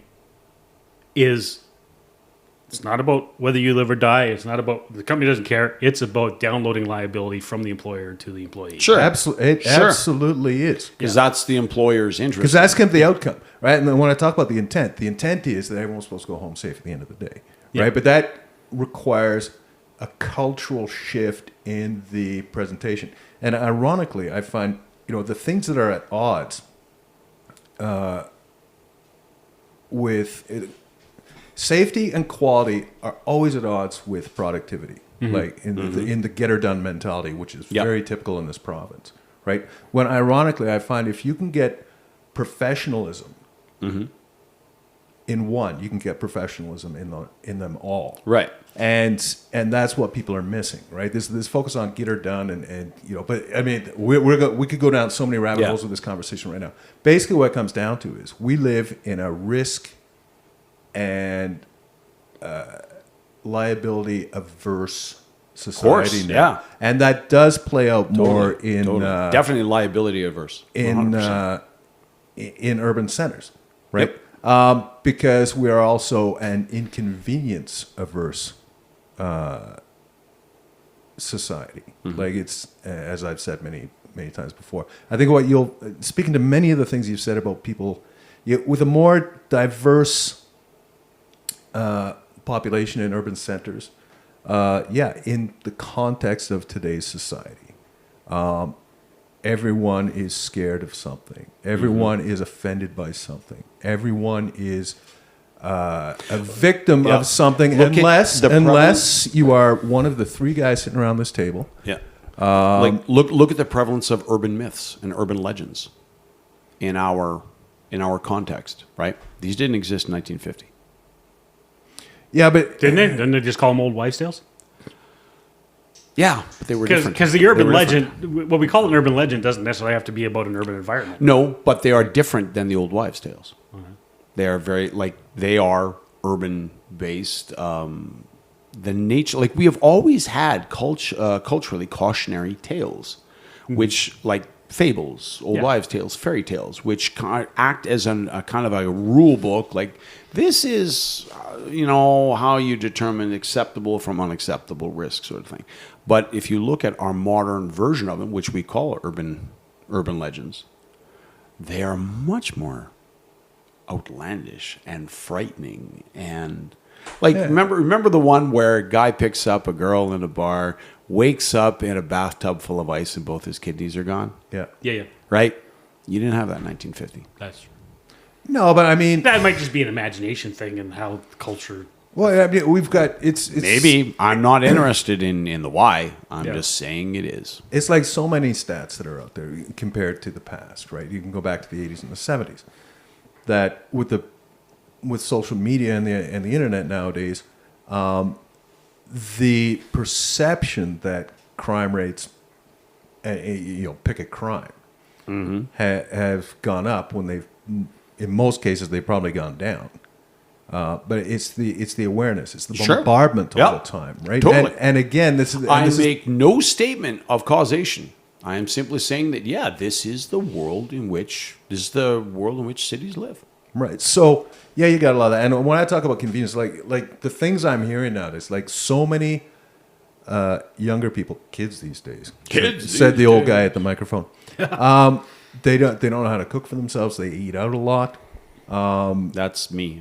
I started hearing. Yeah, me too. I started hearing about meat being packaged at the retail level in such a way that people who bought it, when they want to, if they ever decide to get off their asses and actually cook something for themselves, is packaged in such a way that they don't have to touch the slimy, gooey meat in order to be able to deal with it, right?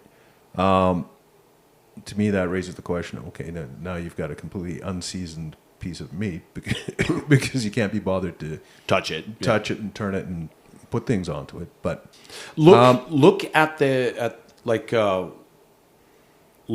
different reactions between rural areas and urban areas to COVID.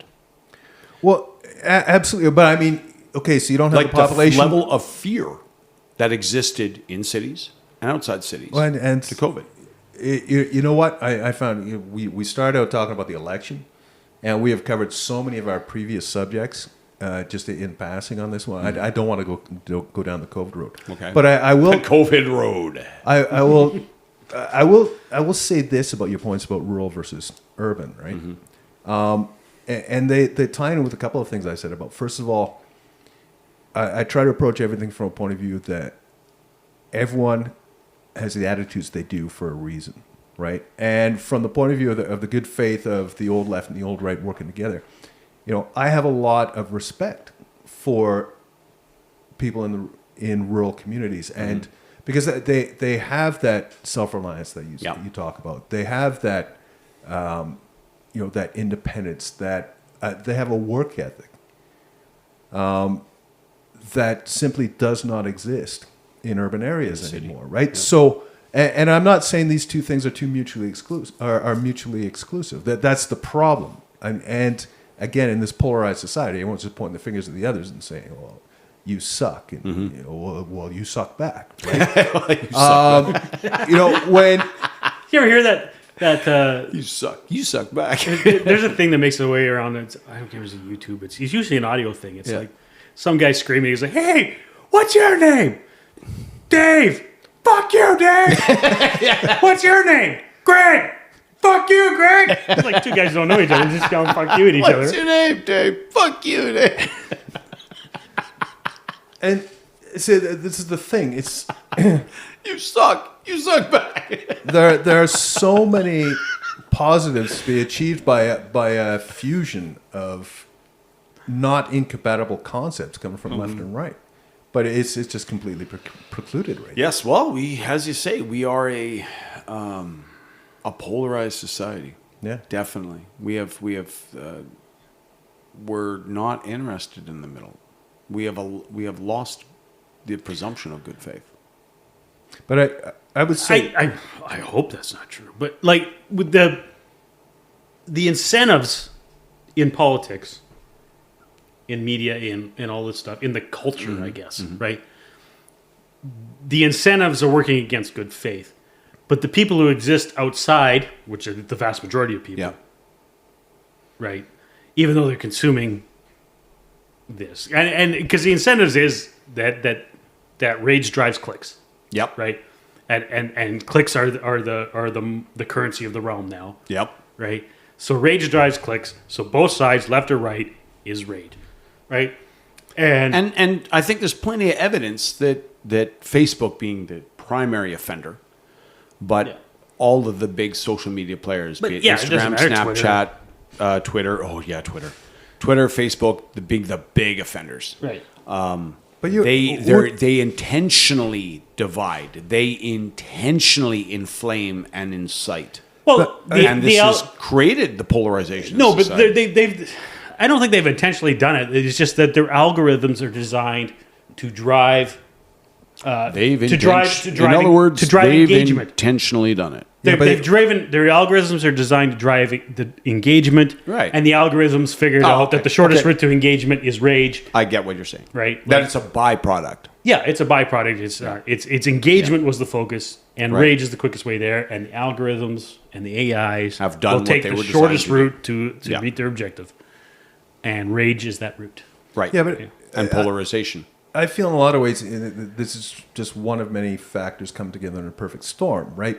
Oh yeah, there's no univariate. To me, cost. Yeah. what you're talking about there is a chicken and egg vicious circle of supply and demand, right? Give the people what they want, right? And in that way, politics now is like what I was saying about privately funded media before. It's all about market share, right? And speaking to the rage factor that you're speaking about, that's what it's all about. So it's all completely Isn't cynical. There's all not- media, even state media, about market share? Yeah. Because it's about Yeah, but okay. So, but Filling I'm your differentiating. ears, I'm, right? I'm Even differentiating. the BBC is trying to beat Channel 4, right? Because if you're Yeah. not getting your message into that guy's ears, Yeah. somebody else's message Okay. is going into their ears. To your point, market share there's two levels of it in this case. We're talking about, yes, there's the viewership for the sake of the message getting out, but there's also at the privately owned Yeah. level, there's the profit that comes with profit, with yeah. market share. Right? But it's kind of like both sides. Yeah, the private side looks at it for profit margin. The public side looks at it for information dominance. yeah. Again, that's not the rabbit hole I'm seeking to go down right now. I'm just comparing politics and media in the same way right now. It's all about market share. It's all about just attention grabbing, and there is no integrity to any of it right now. So let me ask you this.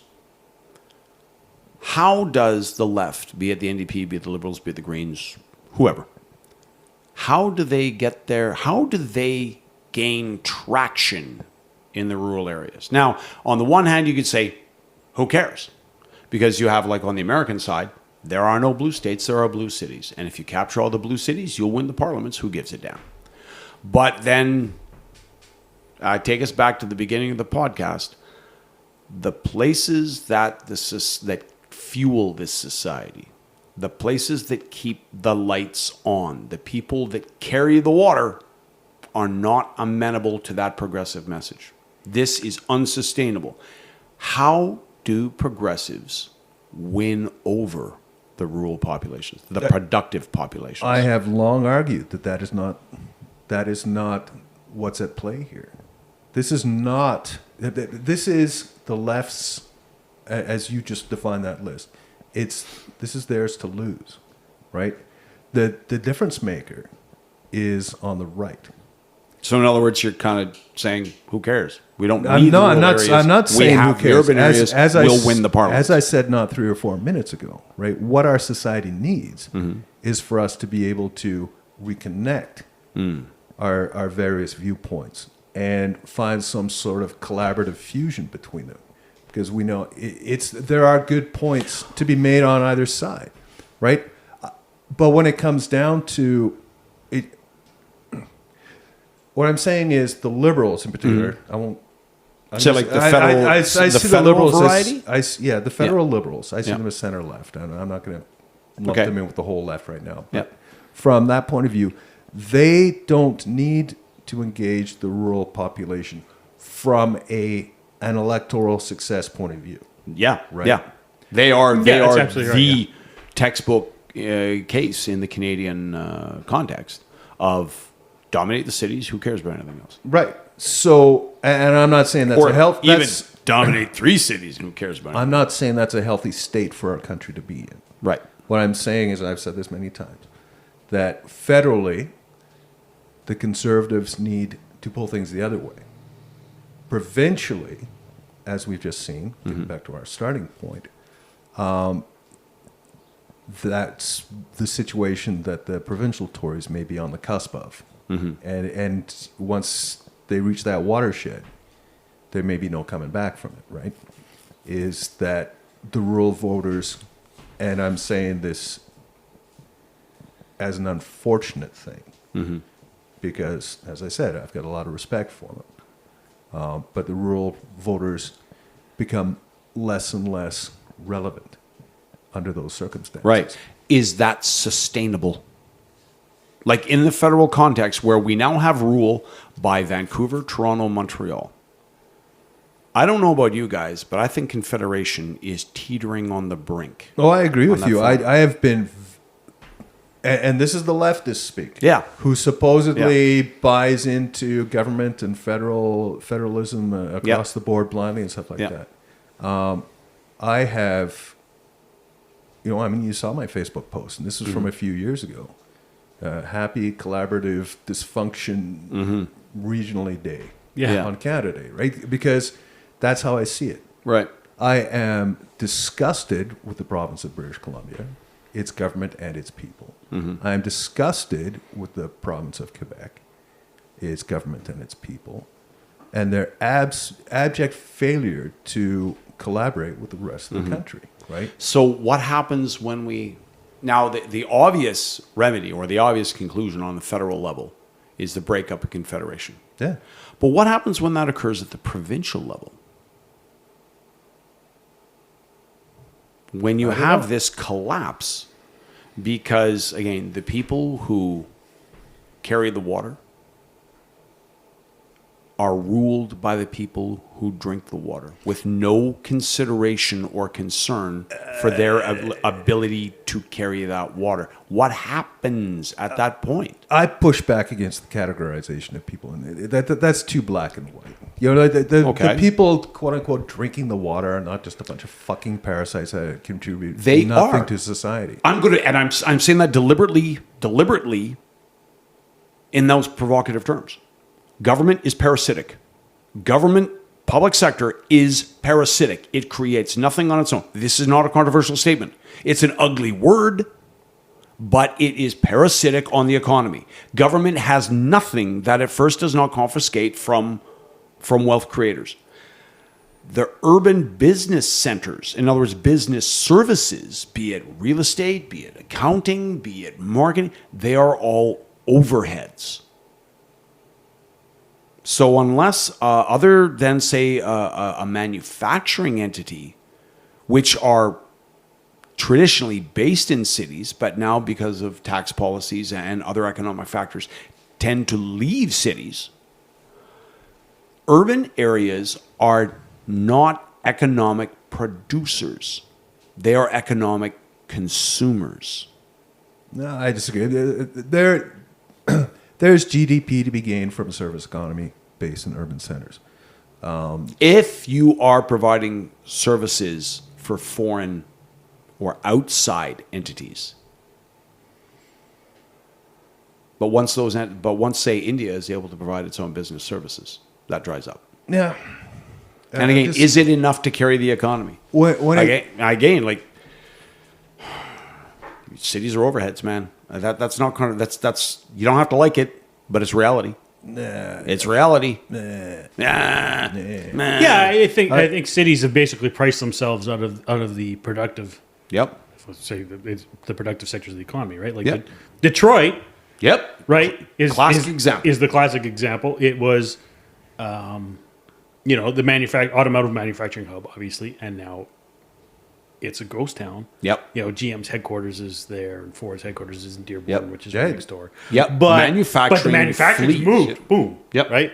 More SUVs are made in South Carolina than are made in any other state in North America. Yeah. Actually, probably maybe any More other than Michigan. any other Yeah. jurisdiction in the world. Actually, the big three all have plants down there. Mercedes, Yep. all BMW SUVs and Mercedes Yep. SUVs that aren't G wagons are built in South Carolina, right? And for the world. not in megalopolises. Yeah. Yeah. Right.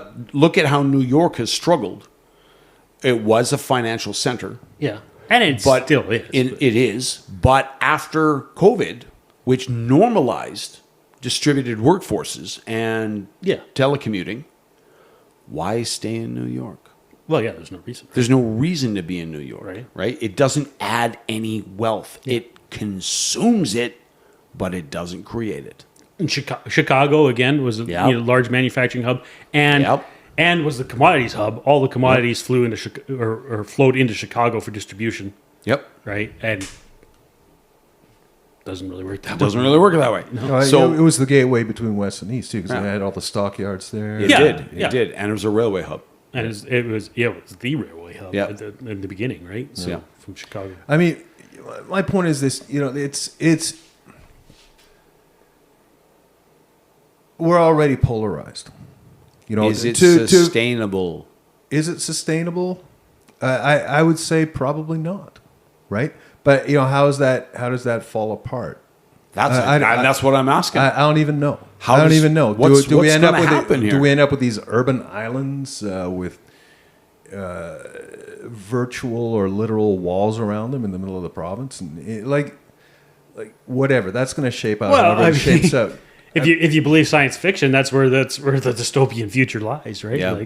Well, I mean, politically, socially, what happens if this province falls apart? I don't know. It's either going to work within a structure and that structure gets redefined, or the structure falls apart altogether, right? So, if Alberta leaves Confederation in some way, shape, or form, then that's going to help define the relationship between rural and urban, right? I don't know that we'll see that in our lifetimes. I don't know. What I will say is this: a lot on what happens in Ottawa in the next 10 years. Focusing on the differences, on the polarized extremes between us, whether it's left and right, whether it's hard or radical, whether it's rural or urban. I don't think that's the point. I think what's going to happen, we need to get out of this finger pointing. We need leadership. Mm-hmm. We need strong leadership that's able to find common ground for everyone to start pulling everyone towards it. And everyone needs to pull their heads out of their ass and stop acting like a bunch of fucking self-centered babies. And I'm talking across the board. Yeah. Oh, yeah. But there's the problem.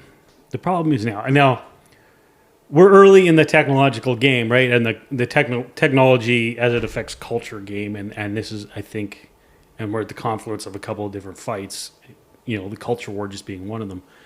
But there's the incentive structures as they exist now there's nothing for the middle, right? Like it's all the extremes. Yeah, because they're the ones making the most noise. Until the technology or the culture or both figures out how to incentivize going to the middle, we're not. So like we're not going to get there. And I just until like we're figuring this tech thing out, we're making the mistakes, right? And so the mistakes are whether they're mistakes of the algorithms or whatever, the mistakes are the incentive structures that we've put in the culture and in politics and in the media, which I guess is all kind of one thing. So and until we figure out how to change the incentive structures for these things, right? The middle is going to remain voiceless and lost. And still, I believe the largest segment of the polity or of the population Are moderate. Are moderates, are centrists, right? Like, but until we figure out how to make the incentive structure, Well, that's the go problem. that way, right? Like, Because there is no unity of moderation. right. Everyone's kind of sitting there. Well, everybody's sitting there like in their reasonable little pockets, being reasonable, scratching being their heads, reasonable, going, yeah, like disagreeing with their friends, but still remaining friends, right, yeah, right. right. But no one's Still going, headed towards the same hill, just disagreeing on on maybe the exact path to be taken. But until we can figure out how to incentivize that message, Well, exactly. right? How do you like we sit here and the entire podcast universe that I listen to sits here and is kind of that thing. Like you may think Rogan's a lunatic, but he's trying to have conversations with people he disagrees with, Yeah. right? Yeah. Or Bridget Fedesi or some of these other people, even Peterson, I guess, to that matter. Yeah. right. Oh, yeah, I think- right. Peterson is the best example we have right now of someone who's able to sit down and have a calm, reasoned, respectful dialogue with someone. And that is what I On this admire about note, him the most. Yeah. Western Standard did one like that, where who's the publisher of Western Standard? He's a former Wild Rose guy. I mean, I can't remember. very right wing. Byfield? Yeah, it used to be Link Byfield, right? Yeah, I or think so. no, that was Alberta Report. Yeah, and right, the right, Alberta right. Report became Western Standard. didn't No, it? it's a separate thing. Phil DeBrandt, Derek DeBrandt. Sorry. Oh, okay. He sits down and he has a really interesting discussion with another new media source, but it's a very left-wing one. It's a very progressive one. I can't remember the name of it exactly, but they discuss the Alberta election, and they do 2 episodes. One where Phil DeBrandt is a guest on the Left Wing podcast, where the left wing guy asks him, "Okay, what does the UCP feel? What do conservative voters think? Where are they coming from? What's important to them?"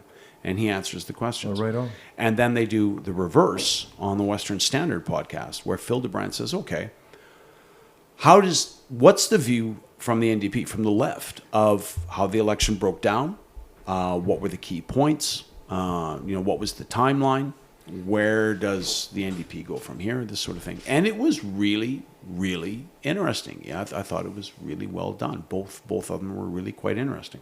Well, that sounds great. And I'm actually impressed to hear Phil DeBrandt's name attached to that, considering the controversy that's surrounded him up to this point. That's a very positive step. Yeah. Because that's exactly And what they we both need. mentioned that when people say, like, "You're sitting down with who?" Yeah. For both members. The idea that, like, Yeah, you're gonna talk to that guy? so you get till you can incentivize that. Yeah. More, right? Yeah. And the podcast universe, I think, is kind of the early version of that, right? Like it's Rogan is the biggest guy in podcasting because he has interesting conversations with all kinds of people. Yep. And in reasonably good faith, right? Well, that becomes the question, right? I think what this effectively boils down to, and maybe this can be maybe this could be a title of something today or at some point. It's like, how do you revolutionize moderation? Right? That's what we need right now. We need the moderates to stand up and say, we wouldn't mind being heard. that might be in one voice, right? Yeah. Well, it's like Peterson had this one. I thought it was hilarious and true. And he's like they're out there, screaming for their revolutionary change. And he's like, we should be. The chant should be, what do we want? Incremental change. When do we want it? In due course. Yeah, right? Eventually. Yeah. Okay, so guys. So let me take this from 1,000 feet up and put it back down to boots on the ground level. So back and specifically to the Alberta election, Rachel Notley has now, I believe, prosecuted 4 campaigns. Lost 3. 2 questions. Do the NDP find a new leader? If so, who? Who do you see as the depth on the NDP bench who might be a new face in the big chair? I don't think they need to.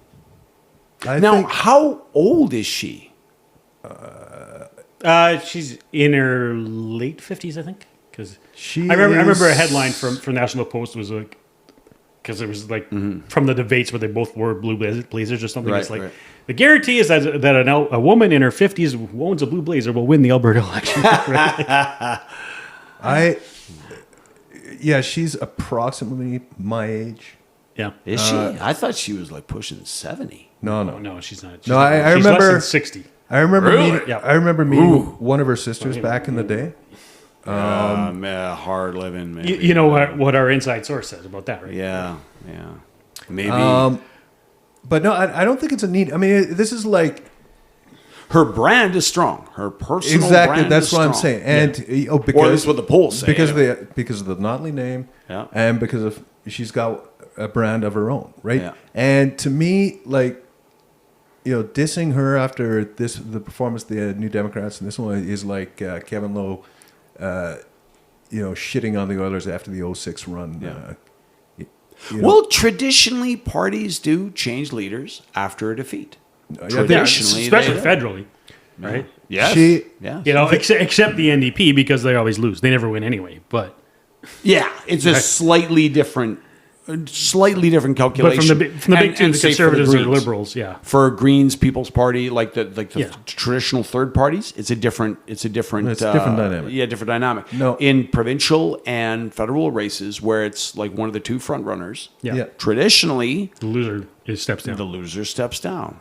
The New Democrats have nowhere to go and no reason to. So you think stay the course, Stay the course. keep Rachel there as long as she wants, Well, certainly. or for the foreseeable future. Let's because a lot of the points we've raised coming out of this election, I think are going to make for some very interesting conversations going into and after the next election. I'm very, very interested. Funnily enough, I wouldn't mind getting in a time machine right now and seeing how the next election plays out, just in the context of the conversation we had today. Steve, I am utterly unqualified to answer the question because I don't know any other MLAs other than Rachel Notley who are in the NDP. I got one name for you guys: Okay. I'm curious to hear it. Naheed Nenshi. Now, you had mentioned him before. Yeah. His speech in Calgary, right days before the election, like 2-3 days, to me, was basically throwing down the gauntlet, saying he wanted leadership of the provincial NDP. That's totally what I took out of it. Yeah. That he is making his move. Interesting. Could be.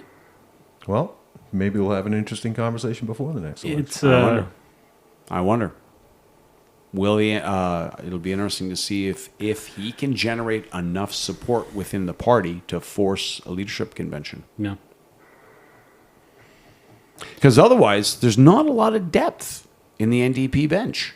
I mean, there's some, but I mean, they've ironically they've been overshadowed by it since Rachel came along. There were big names back then. David Egan, he's been around for Yes. a long time.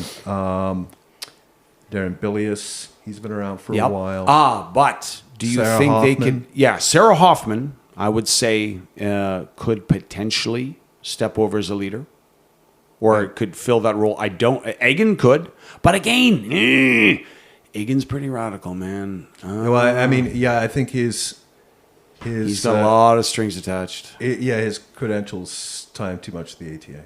Yeah, like he is way too radical. Like you could, again, like this is assuming you've got a shrewd political campaign team on the other side. Egan is too much on the radical side. Hoffman is not tied to the radical side, but And she has experience in cabinet. and she has experience in cabinet. She's very capable. She was very effective as a whip and as Notley's pit bull. I don't but- think she has the public image for the province. Yeah, and that's It's my not, concern. Certainly not Yeah. compared to Notley's Just- name brand. I'm gonna throw this out there, even though it's kind of an awful thing to say. I'm gonna ask the question: can a really obese person win public office? It's tough, right? Like Yeah, the general level of being attractive is a huge it is, Is a- especially in this day and age. is a huge thing. Yeah. Yes, ask Justin Trudeau. Yeah. Ask the former mayor of Edmonton there, Iveson. Yeah. Yeah. So yeah, I don't know if an obese person could win public office. Like that would certainly be a Which concern. is not to say that is not right impossible. or wrong. Yeah, I'm not saying it's right at all. It should have nothing to do with it. Yeah. But your personal appearance, in the same way that name me 5 bald world leaders. Patrick Stewart. And Winston Churchill. Exactly. Actually- exactly. Complete sidebar.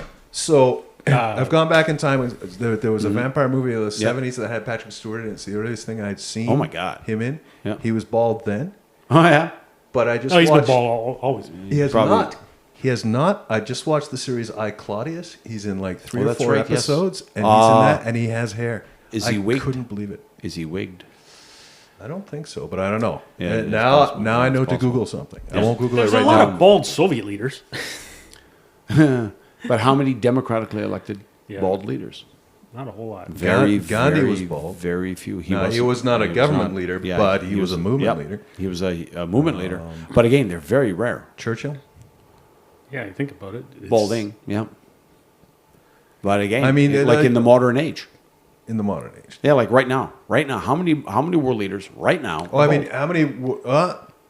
Trudeau the Elder. And Chrétien. No, he had a comb over at least. Yeah, he did have a comb. But if you look at current prime ministers, the last 3 prime ministers, male prime ministers of the UK, all full heads of hair. oh yeah, I mean, think Prime about ministers of Canada, all David full heads of Cameron. hair. Think of Tony Yep. Blair. Yep. Look at the focus on hair with both Johnson, Trudeau, and Trump. Yeah. Again, the only Eisenhower. I said a current leader. Yeah, Eisenhower. But yeah, Again, I mean, and I've history. noticed that both of you guys talk about guys before the television age. no, it's a good point. You know, Yeah. like there was one guy who was the prime minister of Ukraine in around 2014, and he was bald. But other than that, I really struggle with Olaf Scholz. They're definitely rare. They're very, very, very rare. Appearance is huge. And all you really need to go to reinforce your point is JFK. Yeah. Point made. Yeah. So yeah, that's my kind of concern with Sarah Hoffman. I don't know if her appearance is. I think she's definitely capable of leading the NDP, but I don't think her appearance makes her winnable. Joe Cece is about as exciting as a bowl of oatmeal. I don't think he's particularly capable either. Maybe Nenshi is the next step. But And let's face it, Nenshi's got a lot going for him. He's very dynamic, yeah. highly charismatic, has experience in the big chair. Yeah. Being a cabinet minister or a backbencher is one thing. Being cabinet minister is another thing. But actually being head of the executive is important. And then she has that experience. I can he see. has your racial qualifications, right? Which is important It's an important thing to Especially on that NDP side, voters. yeah. Like, it's an important thing. Race matters. Yeah. So, yeah, he's And he's a Calgarian. And he's a Calgarian. Now, That's where he cut his teeth. So this that's has where been asked, would Calgary vote for him again? I think they would. I think they would. Interesting question. I think for now, my head and heart says Rachel. In the short to midterm. Say at least for the next election. Yeah. For 2027, That would be with the way to Rachel. go. But, maybe then she does make a move and maybe he pulls it off. I don't see a need for it, but maybe the party does. I kind of wonder if, like I struggle to, again, like I hear what you're saying. Rachel has a brand, but at the same time, I wonder if over familiarity, boredom is kind of setting it. Like I struggle to think of a precedent. I cannot think of another leader who has remained in opposition for so long. Like, I think of Dave Taylor, who, guy was doing the Lord's work, leading the Alberta Liberals for all those years. But, of course, he never achieved government. Yeah, but he was handed a losing hand anyways. Well, that's true. But And again... he willingly took it. Yeah, but again, I struggle to think of any equivalent of a leader who has stayed on for 5 election cycles, provincially, federally, anywhere. Yeah, but who was successful? You can't use precedent in a province like Alberta, right? Yes, you can, because Alberta follows the exact same electoral patterns as every other province.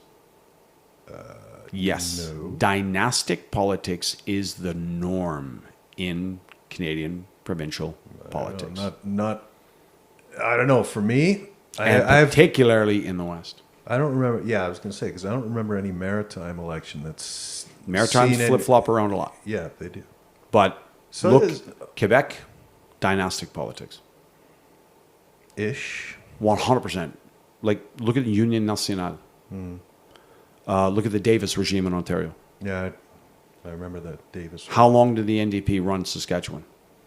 How long did Social Credit run British Columbia? How long has the NDP run in British Columbia now? How long has... Exactly. Is it the provincial Liberals in Manitoba? They've been in for... Nope. It's the Manitoba Party now. They've flipped... No, it's the Conservatives. Is it? But they've been... the NDP ran them for like 25 years. Yeah. And now they're kind of in this stage of flip-flopping between... It's probably the NDP is going to take government again in Manitoba. Yeah. But they're now kind of flip-flopping back and forth. They're kind of like in an... They're a swing province. Yeah, they're in an Alberta stage. Yeah. Where they're transitioning back and forth. Saskatchewan was decades of CCF NDP. Yeah. And now it is decades of Saskatchewan Party. Yeah. So I don't. Yeah, Alberta fits the pattern, man. We are not an outlier. I don't like the dynastic politics because basically the decades and decades of one party rule are bad for the ruling party. They are. Right? But again, I think the shortcoming there is our federal system, in that the only real opposition to your federal government is your province. Yeah. Right? So that tends to shape things a lot. Yeah. In the Alberta context, I think the biggest advantage that the Tories had in Alberta was just the lack of depth in the opposite bench. Yeah. I mean, look at the inroads that the Alberta Liberals made in the brief time that Lawrence Dacor was their leader. Mm-hmm. That was the gravest threat that they ever faced until 2015. Mm-hmm. And unfortunately, his life was just cut short by cancer. Mm-hmm. Whereas, again, in the whole time that Wacky Bennett and the social credit mafia was running BC, there was simply no credible alternative. Yeah, they didn't have that charismatic, dynamic leader, to challenge them in the opposition. I remember a fellow talking to me who used to work in television in Saskatchewan, and he said in the very, very beginning of his career, like they would do public service broadcasts during election where they'd bring in a candidate who would present the party spiel, right? And he said this was the very first election the Saskatchewan Party contested. And he'd been working in like 2 elections before that. So the Saskatchewan NDP always showed up. They were professional. Yeah. They were well dressed. They were articulate. They had their stuff prepared. They were ready. They were professional. Mm-hmm. Whereas the Conservatives and then the Nascent Saskatchewan Party, it was amateur night. They didn't come to the interview dressed like they meant business. They looked like they had thought, well, I got nothing else to do today, so I'll come down. They weren't organized. They didn't have a coherent platform. They weren't prepared. Like, they didn't have a staff that prepared them. He said, like, it's no wonder that the Saskatchewan NDP won all those elections. It was more than just policy. It was just organization and preparedness, professionalism, in his view, right? And anecdotally. And thus voter perception. Yeah, exactly. So I think that, this has been a factor in Canadian politics, in Canadian provincial politics, that all the talent tends to get.